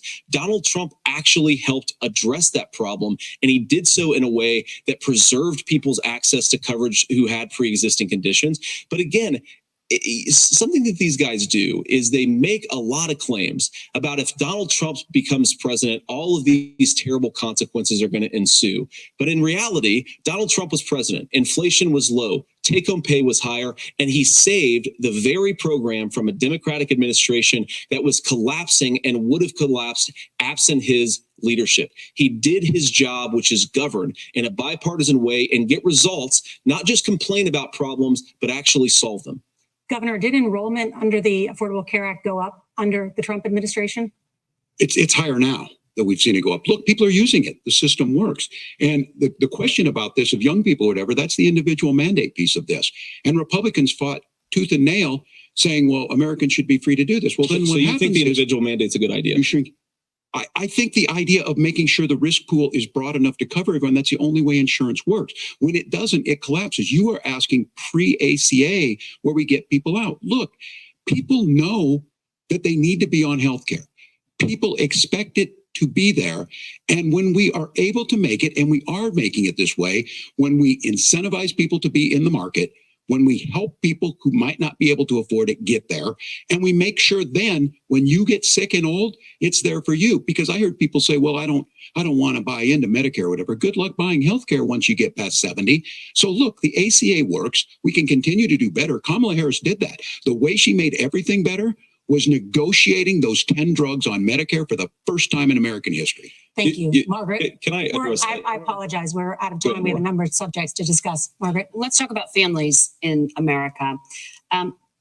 There is a child care crisis in this country, and the United States is one of the very few developed countries in the world without a national paid leave program for new parents. Governor Walz, you said that if Democrats win both the White House and Congress, this is a day one priority for you. How long should employers be required to pay workers while they are home taking care of their newborns? You have 2 minutes. Yeah, well, that's negotiable, and that's what Congress worked. But here's what the deal is. Americans sitting out there right now, you may work for a big company. Look, we're home in Minnesota to some of the largest Fortune 500 companies. Kamala Harris knows that in California. Those companies provide paid family medical leave. One is, I think they're moral and they think it's a good thing, but it also keeps their employees healthy. We in Minnesota passed a paid family medical leave. You have a child, you And I had to go back to work 5 days after my kids were born. This allows you to stay home a certain amount of time. What we know is that gets the child off to a better start. The family works better. We stay in their employers. We get more consistency in that. So Kamala Harris has made it a priority. We implemented it in Minnesota and we see growth. That's how you become a pro-business state. But the negotiations on it, and here's the issue. Those big companies are able to offer it. Those of you out there who don't have it, just imagine what happens if you get cancer or your child gets sick. We know what happens. You end up staying home. In some cases, that means no paycheck because you've got no protection on that. This is the case of an economy that Donald Trump has set for the wealthiest amongst us. He's willing to give those tax breaks to the wealthiest. He's willing to say, bust those unions up, do whatever. What we're saying is the economy works best when it works for all of us. And so a paid family medical leave program, and I will tell you, go to the families or go to the businesses and ask them. As far as childcare on this, you have to take it at both the supply and the demand side. You can't expect the most important people in our lives to take either our children or our parents to get paid the least amount of money. And we have to make it easier for folks to be able to get into that business and then to make sure that folks are able to pay for that. We were able to do it in Minnesota, and I'm still telling you this. We were listed as the best state. We're still in crisis on this. A federal program of paid family medical leave and help with this will enhance our workforce, enhance our families, and make it easier to have the children that you want. Governor, your time is up. Senator, do you support a national paid leave program? And if so, for how long should employers be mandated to pay their employees while they are home taking care of their newborn? You have 2 minutes. Yeah, well, first of all, Margaret, a number of my Republican colleagues and some Democrats, too, have worked on this issue. And I think there is a bipartisan solution here because a lot of us care about this issue. I mean, look, I speak from this very personally because I'm married to a beautiful woman who's an incredible mother to our 3 beautiful kids, but is also a very, very brilliant corporate litigator. And I'm so proud of her.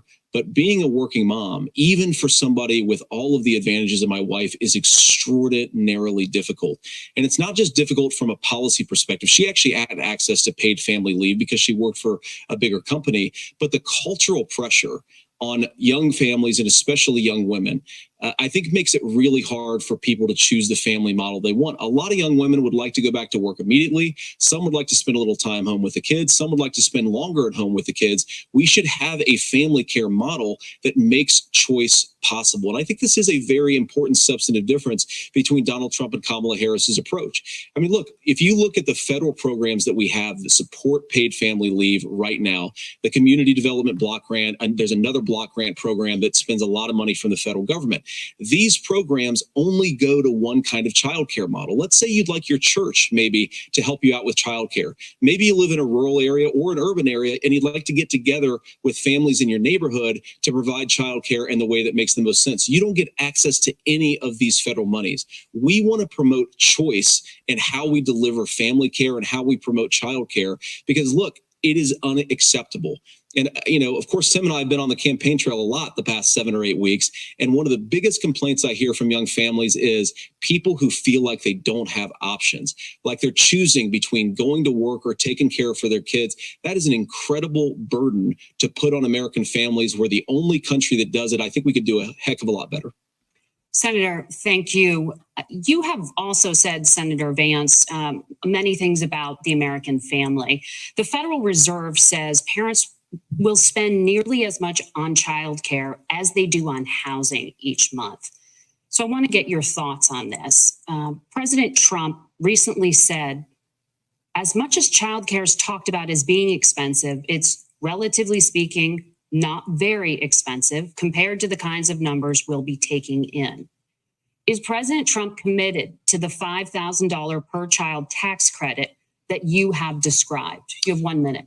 Well, what President Trump said, Margaret, I just want to defend my running mate here a little bit, is that we're going to be taking in a lot of money by penalizing companies for shipping jobs overseas and penalizing countries who employ slave laborers and then ship their products back into our country and undercut the wages of American workers.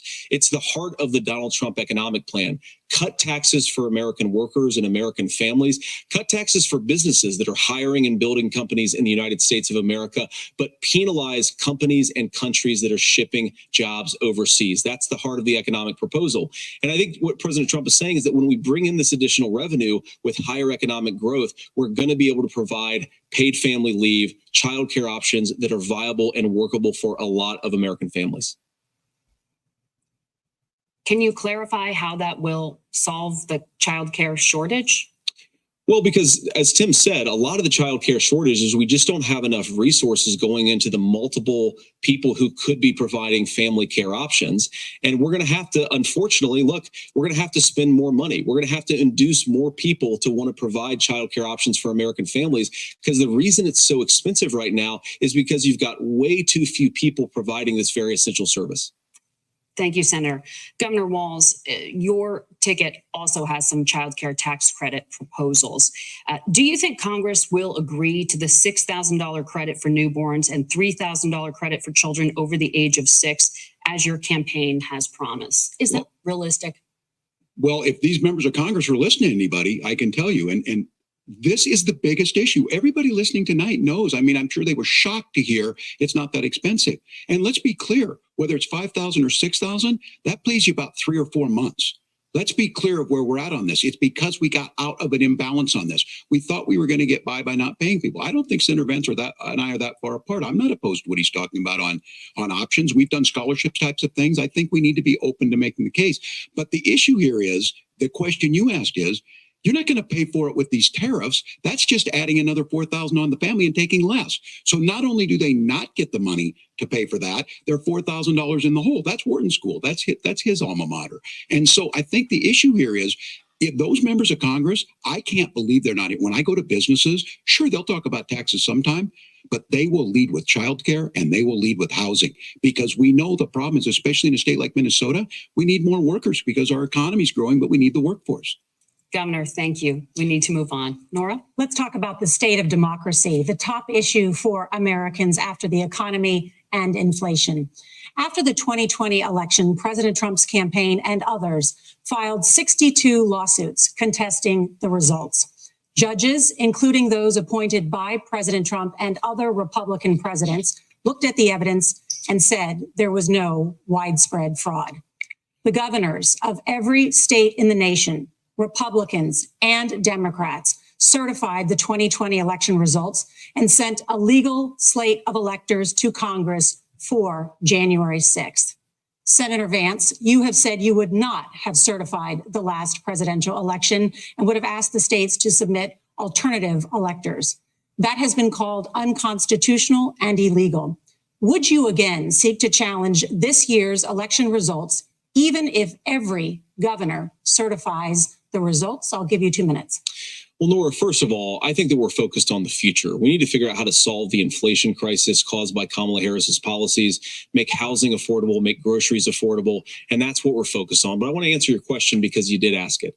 Look, what President Trump has said is that there were problems in 2020, and my own belief is that we should fight about those issues, debate those issues peacefully in the public square. And that's all I've said. And that's all that Donald Trump has said. Remember, he said that on January the 6th, the protesters ought to protest peacefully. And on January the 20th, what happened? Joe Biden became the president. Donald Trump left the White House. And now, of course, unfortunately, we have all of the negative policies that have come from the Harris-Biden administration. I believe that we actually do have a threat to democracy in this country, but unfortunately, it's not the threat to democracy that Kamala Harris and Tim Walz want to talk about. It is the threat of censorship. It's Americans casting aside lifelong friendships because of disagreements over politics. It's big technology companies silencing their fellow citizens. And it's Kamala Harris saying that rather than debate and persuade her fellow Americans, she'd like to censor people who engage in misinformation. I think that is a much bigger threat to democracy than anything that we've seen in this country in the last 4 years, in the last 40 years. Now, I'm really proud, especially given that I was raised by two lifelong blue-collar Democrats, to have the endorsement of Bobby Kennedy Kennedy Jr. and Tulsi Gabbard, lifelong leaders in the Democratic coalition. And of course, they don't agree with me and Donald Trump on every issue. We don't have to agree on every issue, but we're united behind a basic American First Amendment principle that we ought to debate our differences. We ought to argue about them. We ought to try to persuade our fellow Americans. Kamala Harris is engaged in censorship at an industrial scale. She did it during COVID. She's done it over a number of other issues. And that, to me, is a much bigger threat to democracy than what Donald Trump said when he said that protesters should peacefully protest on January the 6th. Governor? Well, I've enjoyed tonight's debate, and I think there was a lot of commonality here. And I'm sympathetic to misspeaking on things, and I think I might have with the senator. Me too, man. There's one though that this one is troubling to me, and I say that because I think we need to tell the story. Donald Trump refused to acknowledge this, and the fact is that I don't think we can be the frog in the pot and let the boiling water go up. He was very clear. I mean, he lost this election, and he said he didn't. 140 police officers were beaten at the Capitol that day. Some with the American flag, several later died. And it wasn't just in there. In Minnesota, a group gathered on the state capitol grounds in St. Paul and said, we're marching to the governor's residence and there may be casualties. The only person there was my son and his dog, who was rushed out crying by state police. That issue and Mike Pence standing there as they were chanting, hang Mike Pence. Mike Pence made the right decision. So, Senator, it was adjudicated over and over and over. I worked with kids long enough to know, and I said as a football coach, sometimes you really want to win, but the democracy is bigger than winning an election. You shake hands, and then you try and do everything you can to help the other side win. That's what was at stake here. Now, the thing I'm most concerned about is the idea that imprisoning your political opponents, already laying the groundwork for people not accepting this. And a president's words matter. A president's words matter. People hear that. So I think this issue of settling our differences at the ballot box, shaking hands when we lose, being honest about it, but to deny what happened on January 6th, the first time in American history that a president or anyone tried to overturn a fair election and the peaceful transfer of power. And here we are 4 years later in the same boat. I will tell you this, that when this is over, we need to shake hands this election, and the winner needs to be the winner. This has got to stop. It's tearing our country apart. Margaret? Senator Vance, did you want to respond to that? Yeah, well, look, Tim, first of all, it's really rich for Democratic leaders to say that Donald Trump is a unique threat to democracy when he peacefully gave over power on January the 20th, as we have done for 250 years in this country. We are going to shake hands after this debate and after this election. And of course, I hope that we win, and I think we're going to win. But if Tim Walz is the next vice president, he'll have my prayers, he'll have my best wishes, and he'll have my help whenever he wants it. But we have to remember that for years in this country, Democrats protested the results of elections. Hillary Clinton in 2016 said that Donald Trump had the election stolen by Vladimir Putin because the Russians bought like $500,000 worth of Facebook ads. This has been going on for a long time. And if we want to say that we need to respect the results of the election, I'm on board. But if we want to say, as Tim Walz is saying, that this is just a problem that Republicans have had, I don't buy that. Governor. January 6th was not Facebook ads. And I think a revisionist history on this. Look, I don't understand how we got to this point. But the issue was that happened. Donald Trump can do it. And all of us say there's no place for this. It has massive repercussions. This idea that there's censorship to stop people from threatening to kill someone, threatening to do something, that's not censorship. Censorship is book banning. We've seen that brought up. I just think for everyone tonight, and I'm going to thank Senator Vance. I think this is the conversation they want to hear. And I think there's a lot of agreement. But this is one that we are miles apart on. This was a threat to our democracy in a way that we had not seen. And it manifested itself because of Donald Trump's inability to say. He is still saying he didn't lose the election. I would just ask that. Did he lose the 2020 election? Tim, I'm focused on the future. Did Kamala Harris censor Americans from speaking their mind in the wake of the 2020 COVID situation? That is a damning non-answer. It's a damning non-answer for you to not talk about censorship. Obviously, Donald Trump and I think that there were problems in 2020. We've talked about it. I'm happy to talk about it further. But you guys attack us for not believing in democracy. The most sacred right under the United States democracy is the First Amendment. You yourself have said there's no First Amendment right to misinformation. Kamala Harris wants to use the power of government and big tech to silence people from speaking their minds. That is a threat to democracy that will long outlive this present political moment. I would like Democrats and Republicans to both reject censorship. Let's persuade one another. Let's argue about ideas, and then let's come together afterwards. You can't yell fire in a crowded theater. That's the test. That's the Supreme Court test. Tim, fire in a crowded theater. You guys wanted to kick people off of Facebook for saying that toddlers shouldn't Senator, wear the masks. governor does That's have the not floor. Fire in a crowded theater. That is criticizing the policies of the government, which is the right of every American. Senator, the governor does have the floor for 1 minute to Please. respond to you. Yeah. Well, I don't run Facebook. What I do know is I see a candidate out there who refused, and now again, and this, I'm pretty shocked by this. He lost the election. This is not a debate. It's not anything anywhere other than in Donald Trump's world. Because look, when Mike Pence made that decision to certify that election, that's why Mike Pence isn't on this stage. What I'm concerned about is, where is the firewall with Donald Trump? Where is the firewall if he knows he could do anything, including taking an election, and his vice president's not going to stand to it? That's what we're asking you, America.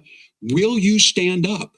Will you keep your oath of office, even if the president doesn't? And I think Kamala Harris would agree. She wouldn't have picked me if she didn't think I would do that, because of course that's what we would do. So America, I think you've got a really clear choice on this election of who's going to honor that democracy and who's going to honor Donald Trump. Governor, your time is up. Thank you, gentlemen. We will be right back with both of our candidates, the CBS News Vice Presidential.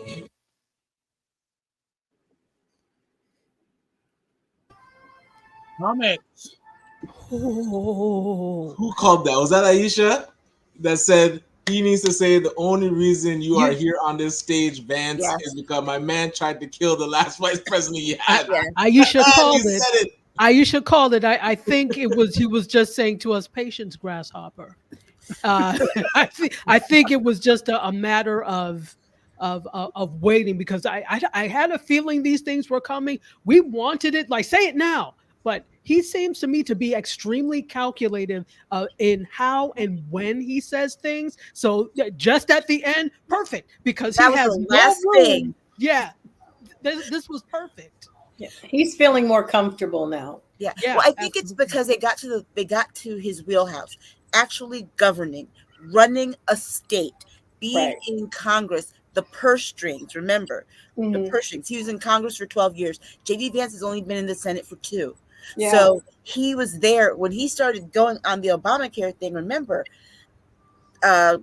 Walz was in Congress at the time that they were going through all the bills and passing it. He knew exactly what happened in those committee rooms, in those committee hearings. JD didn't know any of that. He also wasn't there at that vote, when they had that vote, when they tried to repeal it, that time that McCain did go against them. He wasn't there, so he doesn't know what was going on the floor and the back conversations. So when they got to those pieces where he could speak from experience, it really boosted his confidence. What did people have to say when he did not answer the question? Did he win or lose the election? He dodged that. Bro, he dodged He said, that. let's I move thought that was on. very strategic. He said, let's move on Censorship. from slavery. It didn't have. Let's move on. Yeah. Yo, he totally That said way more than what he said. I would also add that unfortunately Tim Walz, he's lacking that fire. Like, he should have pressed him again on that question. Yeah. But And even it's a with matter the of character, With the censorship, he should say, "You guys are out here burning books. It's not us." He did mention He the did book. say that. He did mention the book that. banning. He did mention the book banning. But the thing of it is, I think it's the style. Remember, JD also comes from the podcasting world. We all podcast, so we know that there has to be some kind of fire in the belly when you talk about these things. Tim comes from the governing world, so when you govern, you have to be very diplomatic. But also remember, he's teacher by trade. So when you're a teacher too, you can't have that firebrand kind of thing all the time, because your job really, when it comes to crisis and confrontations, you have to be able to diffuse the situation. Well, this Well, is interesting. there's a deliberate attempt to find commonality, and I'm beginning to think it's the strategy, because Yeah. he's mirroring him. When you mirror your adversary, it sometimes can create a real, like, the adversary gets shook a little bit if you keep it up. Like, well, we're saying the same thing, Bill. We're saying the same thing, and then you veer a little so that the audience almost can't determine why The they difference don't between like the two. Waltz, because they like Vance too, right? Right. That's And why then Vance has he's to what keep he's saying is saying, "Oh, I there's kind of no agree." daylight between the policies. And Yeah. so why would they choose you if this is what, if she's already here and there's no Yeah. daylight between your policies and ours, why go for you? Exactly. But then he kicked them in the nuts with that comment. You know, and I'm also like, if you are a woman or even a human, I'm like, do you think we're that daft at that we've heard what you've said, and now you're coming back and saying other things? What your statements are the antithesis. Okay, we're coming back.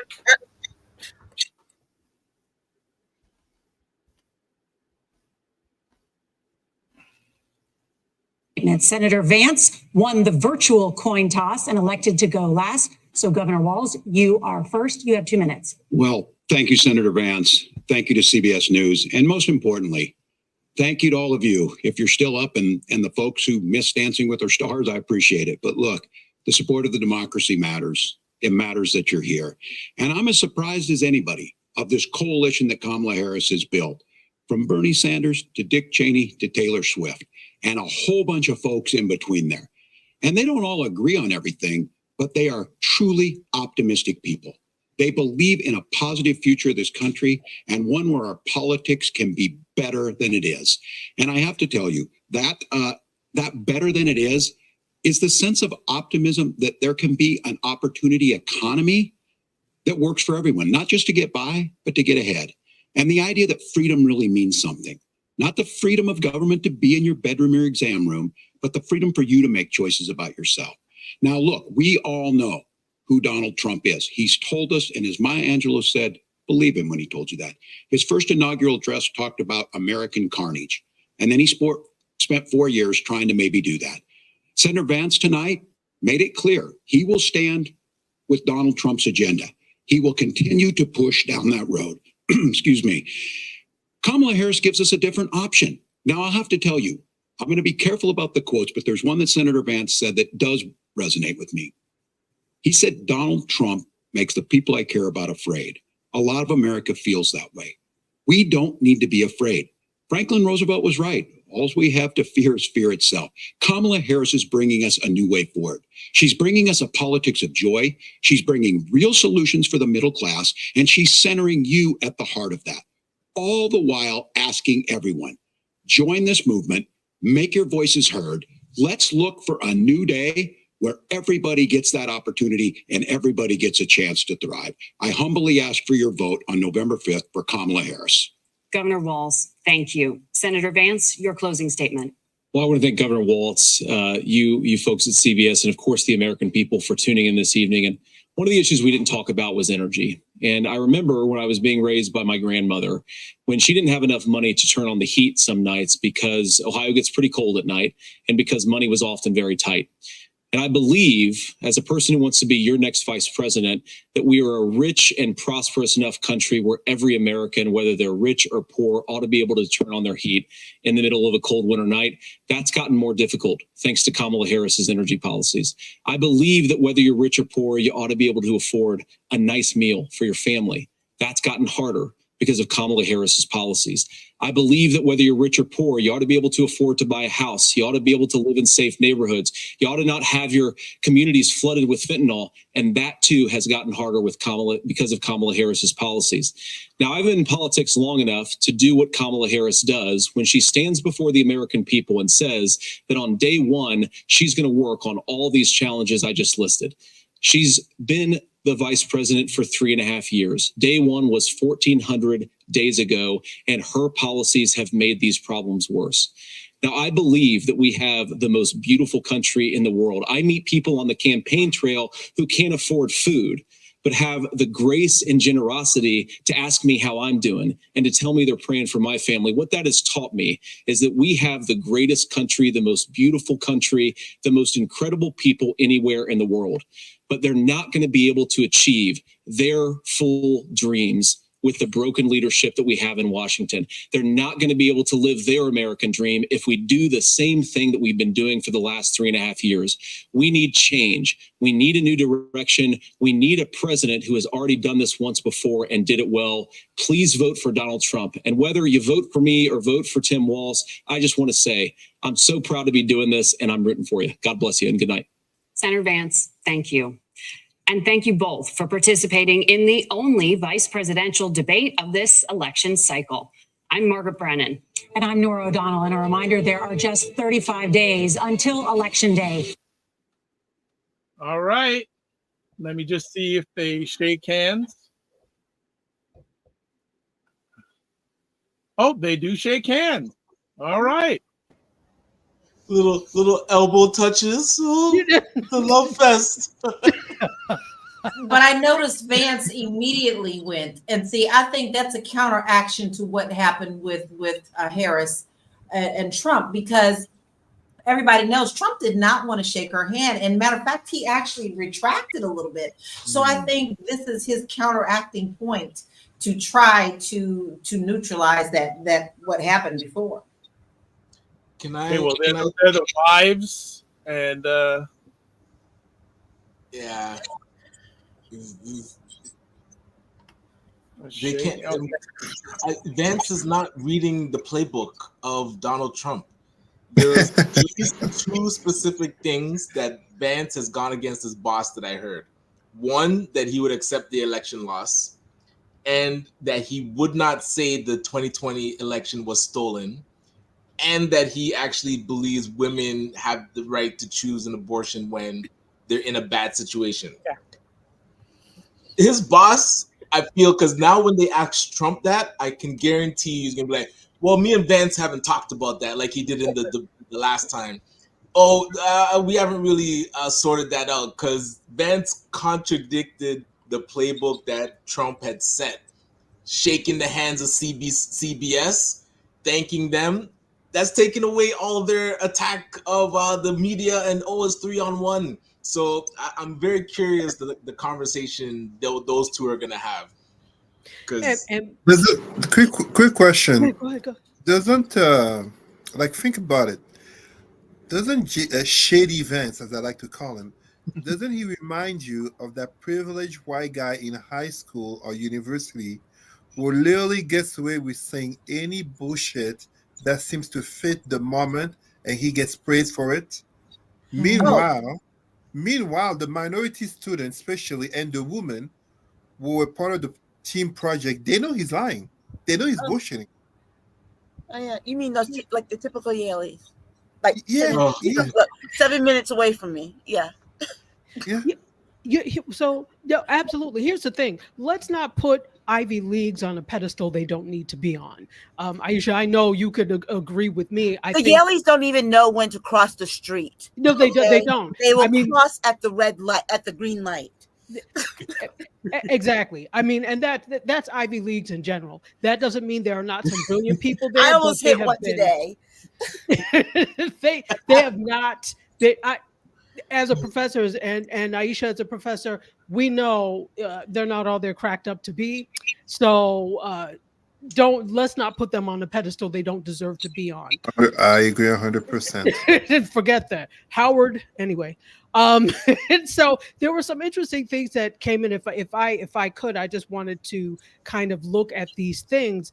The things that he said were as if some of these things have not been done before. So talking about the disaster and Hurricane Helene, as if it is the president's job to make sure there's federal disaster relief. So saying the things he did as if no one had done that before. That's the president's job. So, of course, also the fact of, do you know what the vice president does? Because often he was saying things that were not in the wheelhouse of what a vice president does. I'm like, sir, that's not her job, and that's not going to be your job. So but the problem with that is that Americans don't know what the vice president does. But So the thing is, he's saying things that are actually his job right now as a member of the Senate. Of the Senate, exactly. That's a congressional job. That's the Senate. That Congress, they are the legislative branch of this. That's your job. That's your job. But the average American, sorry to say, probably doesn't know that, because we've just obliterated civics in the education system. And then if you were there, you probably don't remember. So They there's don't so even many teach people. history anymore in many schools. I They- was just Right. Yeah. So you don't know. Is that an excuse? No. But the fact is, they don't know. And so you can say these things. Yeah. What was she like? Somebody in the comments, I'm going to say, what were they doing for 3 years and done nothing? Do you know what the VP does? So before you open your mouth to say things, please be sure you understand civics and know what the vice president's job is. The vice very president is the little, president of the very Senate. little, very They are little. They are the president of the Senate. They Yeah, are there to break that's the it. tie. They are there to That's break the it. tie. And if if something happens and the president can't do their job, they step in. Those are their two main responsibilities, not to pass laws. Well, that's why what Jill was saying, Tim Walz should have a counterattack to that. As soon as they try to say, oh, what VP Harris been doing, it's like, yo, she's been doing her job. Right. She's been doing exactly what she's supposed to be doing, and now she's stepping into the role where she can do her policies. And he didn't really hit that. And I don't think they've prepared really well to Not have on a counter to that. Yeah. He should have been able to say, That well, you should- know that should what? be an If the easy Senate one. gave her the bills, she would vote on them. But they've been very walking that fine line. And I think the reason they're not trying to find a definitive here is because they want to also have her benefit from the things that Joe Biden has done. But they're trying to push her in areas that, truthfully, she doesn't really have. That's really not her wheelhouse either. However, you could actually say, you might have to spit out and go, she's the president right now, you asshole. Let his face get his job. But it's crazy. I feel really bad because he did come around at the end, but no enchilada for me. Can I say one other thing? I'm sorry. Oh, okay. I thought somebody was trying to talk. So he said this, which was really interesting. And I'm not trying to be mean about this, but he was talking about the fact that it was hard for his mother sometimes to put food on the table, etc. But then you kept bringing up fentanyl. Could it be that because she was an addict, that was part of the reason you had problems putting food on the table and not because of policy? And I'm not trying to be mean about that, but when you say things like that, now you're putting it out there for scrutiny. So Your mother was I'm spending like, the money on drugs, the food money on drugs. she spent the food money on drugs. Let's just be real about it. So don't blame policy. Don't blame politicians when it's an individual thing. But now, so now you're you have a problem with it, but you didn't before. Right. Okay, so yeah, I don't. His mother couldn't feed him, but his grandmother could. So which is it, JD? Well, it's hard. Exactly. There aren't, many chefs who can go around on fentanyl and whip up a whole meal for the family. It's tough, but grandma could do it. So exactly, and this whole without heat. thing, Remember, without heat. Right, without heat. In the cold Ohio winters. He's from Middletown, Ohio, guys. I'm from Lebanon. It's really like maybe 7 miles down the road, 10. Middletown was bigger than my town. My town was smaller. And and I grew up in the 60s when we had even less, when there was even less amenities that just came into the area. This boy grew up in the 80s? I mean, come on. Yeah. This is, he makes Middletown sound like a freaking joke, and everybody who lives there should be ashamed of that. He's like, we're down near Appalachia. He's not. It's Middletown, Ohio. And it's one of those cities that is decreased people in it because of manufacturing jobs don't exist anymore. The main thing that kept it going were the steel mills, and they're not there any longer. Right. So JD Vance, if he really wants to speak about his own experiences, he should be the Democrat that he really is. You know, Yeah. this playing that he's a Republican is ridiculous. And But the thing here's he said the about thing. guns too is very interesting. When he said that, oh, most of these guns in these inner cities are coming from. Okay, I grew up in a city that one of the worst gun violence cities in the country of towns that have a population of 125,000 to 150,000. Okay, in the 90s, 3 of our cities in Connecticut were in the top 4. Okay, and those guns were not coming from Mexico. They weren't coming from south of the border. They were coming from a gun manufacturing plant on Winchester Avenue. You know the Winchester guns? Where do you think they were manufactured? Winchester Avenue in New Haven.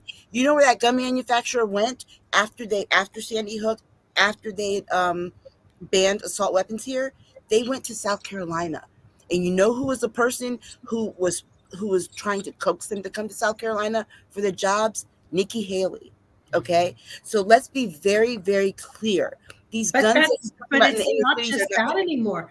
They have the 3D gun bump stocks that were used in a few mass shootings from 3D. And I just wanted Waltz to go in a little more about some of those records, like, JD, you didn't vote this way, because there was a bump stock law that was used in the Las Vegas shooting, actually. And there's just a lot of like heartache, and the more sad to say that you bring up, I think people resonate with it. But I think he came around at the end. But I don't know if it really is going to move the needle. Do you guys think so? No. I don't think This is not going to move the needle. The VP debate never does.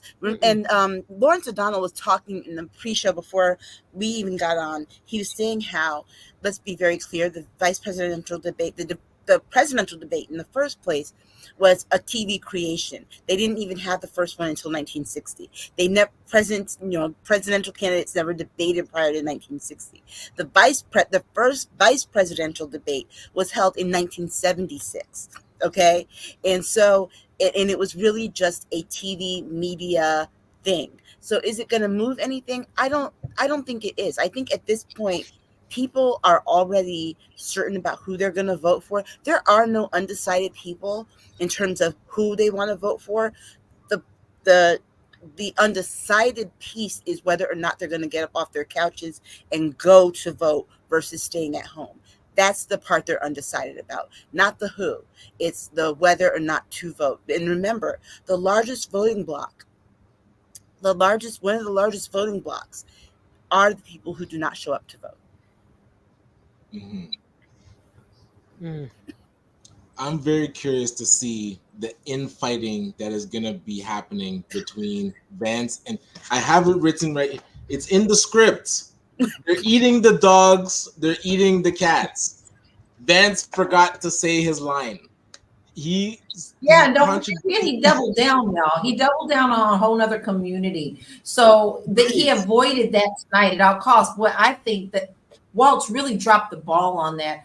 He didn't get his rhythm until you were right, Aisha. He got into his wheelhouse, but he needed to have that going in there. I wish he would not have kept putting his head down. That is not good body language at all. No. Yeah, it looked like he was trying to take notes as he was going. He was taking notes. Yeah. He was taking notes and then reading them. And he does. Here's the thing. He does what, people who stand, lecturers do, teachers do, what people who give speeches, do. But this is a debate. He needed to have more. I think if he had more eye-to-eye contact with Vance, he could have thrown him off a bit, because Vance, if you notice that when Vance would talk to Waltz, he would turn to him, but he would close his eyes. Okay. Yeah, that's a lot. I think that if they had more eye-to-eye contact, it would have been better. But this is so, and I mean, his expression was always with the eyebrows going okay. And I know he was trying to be the nice guy, but the interesting thing about Vance, his character was on display. It's not just for being vice president, it's for people to consider, could he be president too if Trump Right. dies? Because, I mean, we could have another John Tyler, which was Right. like what, our 8th president, because William Henry Harrison died in like at the Right. first month, and that was a disaster. I mean, so when it came across like that, it was really, really important for, you know, I think they lost the plot on that. I think Waltz needed to come a little harder to really show that JD Vance was all over the map about everything. That Yeah, one not- day he said not this, really. the next day he didn't, right? And you know what? I think here's the thing. There's one person who's watched this and who's very pleased, very happy, but is too stupid to realize what just happened tonight. And that is Donald Trump. Donald Trump sitting there thinking that his boy did a good job and he really Oh, hit he's him. gonna say he won. But here's the thing that he did that went over Trump's head, and we all know it. JD Vance basically just told us if we're elected on day one, he can be dictator. Day two, I'm putting in for that 25th Amendment. Yeah, exactly. That I is thought the literally same what he thing. just that is what he Oh, just said. boy. Because when he starts talking about the things that the VP can actually do, he's and we all know that those are the things that only the president can do. What he's telling us is, guys, I will be VP. I will be doing these things. And as soon as I can get over and run over this crazy guy, remember, Yeah. I'm the one that sounds sane. And that's what I got from it. Because remember, other people were talking about maybe they'll do the 25th after January 6th. But what I got from that is that, guess what? There won't be a maybe this time. JD's going to do it. And remember, he will get the support because all those people that are there that are going to be put in place are all Project 2025 people. And who's their Project 2025 person, writer on that ticket? JD Vance. But JD Vance is Eve Harrington from All About Eve, the Bette Davis movie. He's Eve Harrington who was waiting in the wings. Yeah. And that's why he's even more treacherous. And it's so obvious. I don't know how Donald Trump sleeps at night because it looks like a total setup, in my opinion. Yeah. Well, exactly. Well, why do you think he's not that worried about conflicting with, he doesn't give a damn because the point is he's trying to get in. This is what everybody, it's not about that Muppet, him. I can't even say his name. It's not about that Muppet. The rag. He's not even a Muppet anymore. He's just an old rag up there. He looks like the trash heap. Remember from Fraggle Rock? The trash. Yes. Yes, I remember very well. Absolutely. He is the Manchurian candidate, y'all. It is crazy. But he is that's total where- Steve Harrington, being all nice. That's why I'm so curious, Aisha, you pointing that out, because Trump isn't noticing, or I'm not sure if he's realizing that Vance isn't fully lock in step with him. There's things that he's saying that I'm noticing. He's like, I would accept the election if we lose. I was like, Yeah. Trump will not agree to that. He said it time and time again. The only way we lose is if it's stolen. Right. 2020 was stolen, and if we lose coming up, it's stolen. And Vance isn't playing ball with that. So I'm curious the conversation that they're going to be having. But let's not forget, he has contradicted himself from the very beginning. He was a Trump hater just a few years ago. Exactly. He a plant, y'all. He has always been a plant. We all have been like, he picked what? And the reason he picked him is because of Project 2025, and this is their agenda. Then no matter how far they try to distance themselves, it is proven over and over, including his forward, that he is a massive person who believes in this and wants this instituted. Everything that he said tonight was a complete lie. Once a liar, always a liar. And that is his perfect running mate, because a liar likes a liar. So, of course he's going to come out and say that he won. But let's not forget who he is, and that is a liar. Right. And JD Vance is a liar too. I mean, just like you said, Lala, he's a liar. And here's the biggest thing that he's lying about. If you are a Republican and you think that JD Vance is a Republican, I'm going to tell you something. He is not. He's actually a Democrat masquerading as a Republican because that's the only way that he can get elected to any kind of office in Ohio. That's the only way that he's a grifter. He's not a politician, he's a grifter. He is grifting people on the right because guess what? That is the way that people are making their money. Why do you think Tulsi Gabbard is no longer a Democrat and is supporting? She's a grifter. That's where the money is. That RFK Jr. Look, RFK Jr. will go either way. He tried to go get a job with the Harris campaign and said, "Well, if you get in, can I get a position in your office?" They didn't return his call, so then he ran to Trump. Come on, these people are unserious people. Yeah, it's like Charlie Crist from Florida. He's the same way. Yes. You were a Democrat, then you were a Republican, then you were an independent.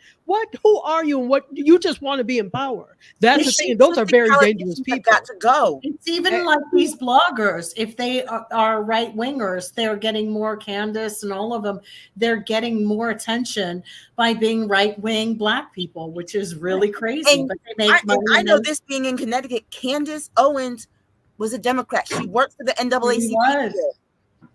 She was exactly. But everybody, decides like, wow, if I decided to go and be a right winger, I think I'd have a huge following. Yeah, I really believe it. Absolutely. If we all did this, if we turned this if we had did this thing and did it from the right, do you know how much money we would be making? We would have had advertisers, everything. But the fact of the matter is how much of your soul do you have to sell? At the end of the day, JD Vance's beautiful, beautiful children that he kept talking about are going to look at him one day. Because guess what? They're not going to be in that bubble. Eventually, they're going to have to go into the real world as brown people. And guess what? When you are a brown person, particularly an Indian person, people are automatically going to assume that not necessarily that you're Indian. They're going to assume that you're Middle Eastern and that you're a terrorist. How is he going to explain that to his kids, that he did all this kind of bull talking about different people and marginalizing people when his kids say, hey, somebody called me a terrorist? There'll be one that won't Well, there will be a Nikki Haley. He'll have a Nikki Haley. There'll be one kid that'll be Mr. Goody Two Shoes, and then there'll be one who will just not get on with their parent. I mean, why do you think Nikki Haley's so bothered by Kamala Harris? Because Kamala Harris is living her Indianness freely. But in the Indian culture, we have to talk about, the skin bleaching is right.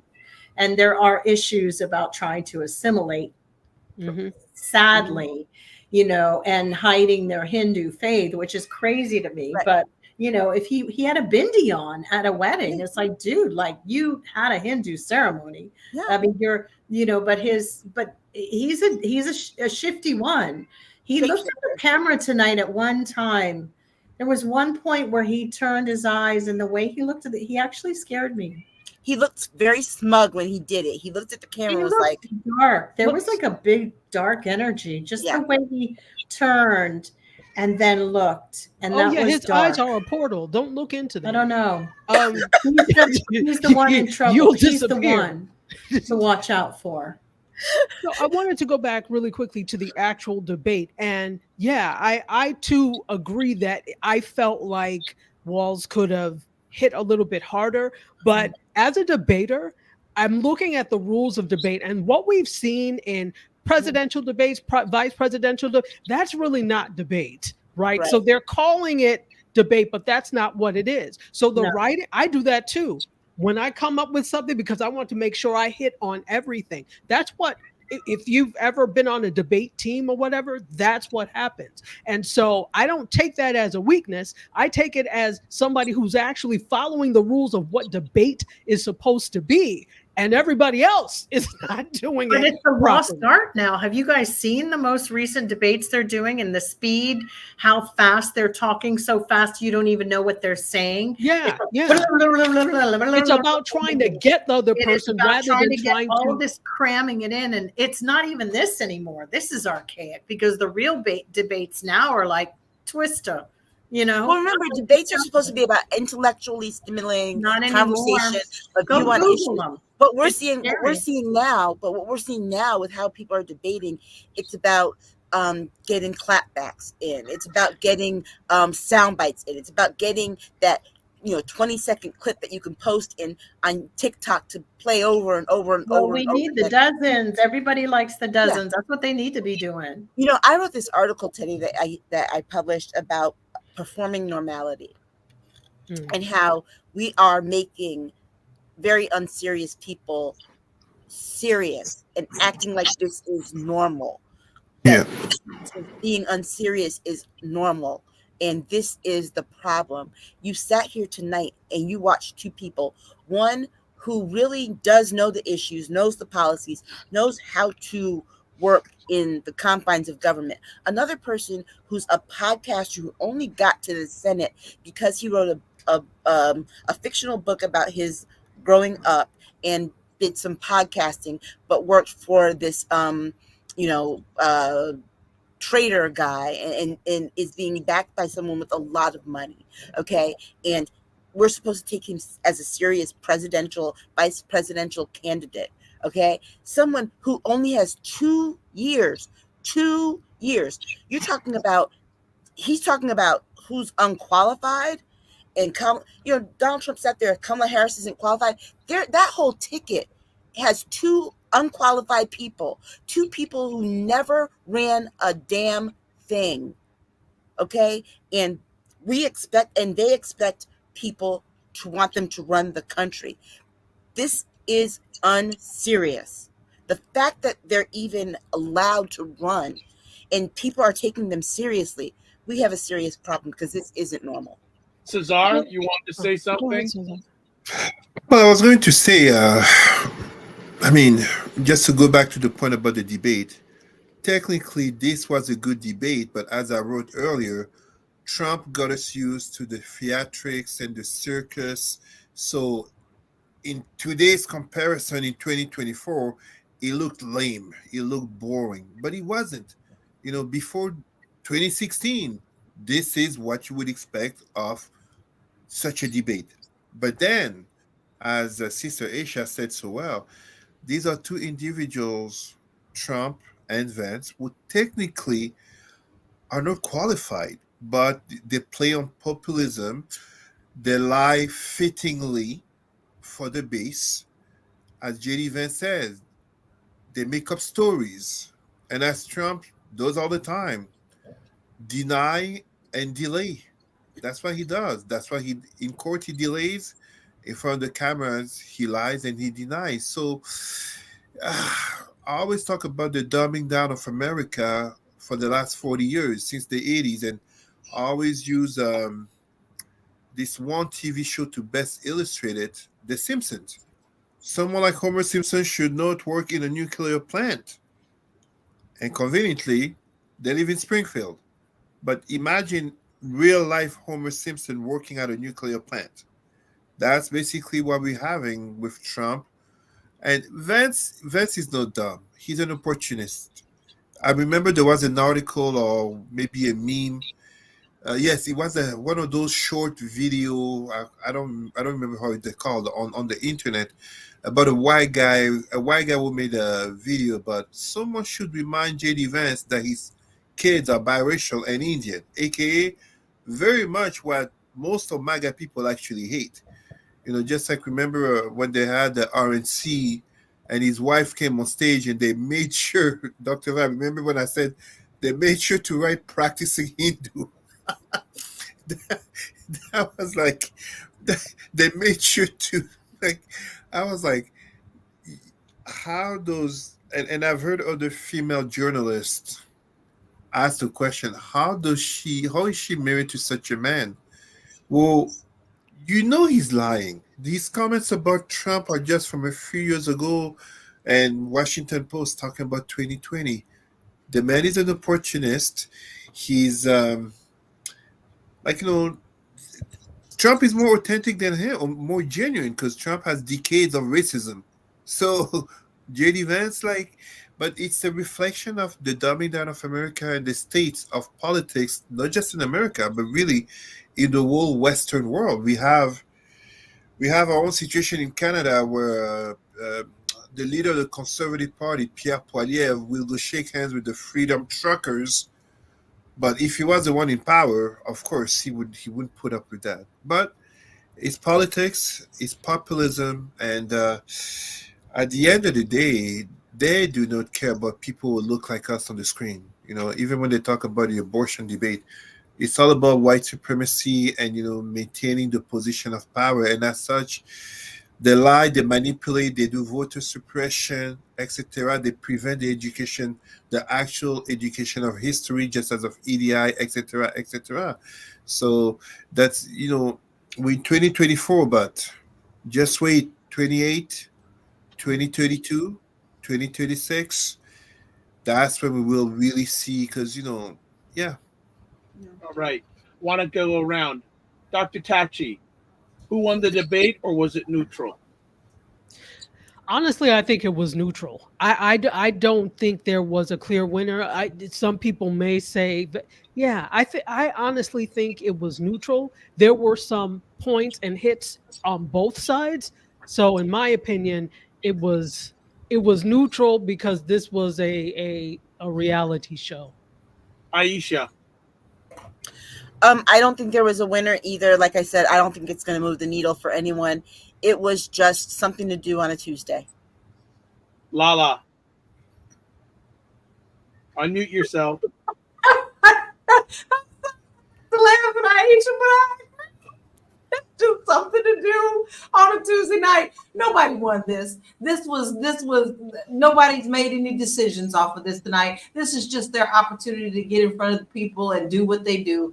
And I don't feel like anybody came out on top. I feel like both had weak points, both had some strong points, but nobody's minds have been made up for the night. It just doesn't matter. Jill Jones. I feel the same. I think the moderators were terrible. They set the tone.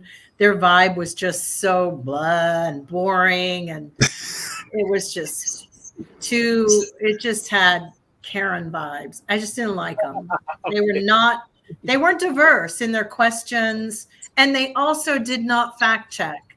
I did like the other debate before they would push back and say, well, that didn't happen. I don't know. Okay. Not cool for me. Cesar?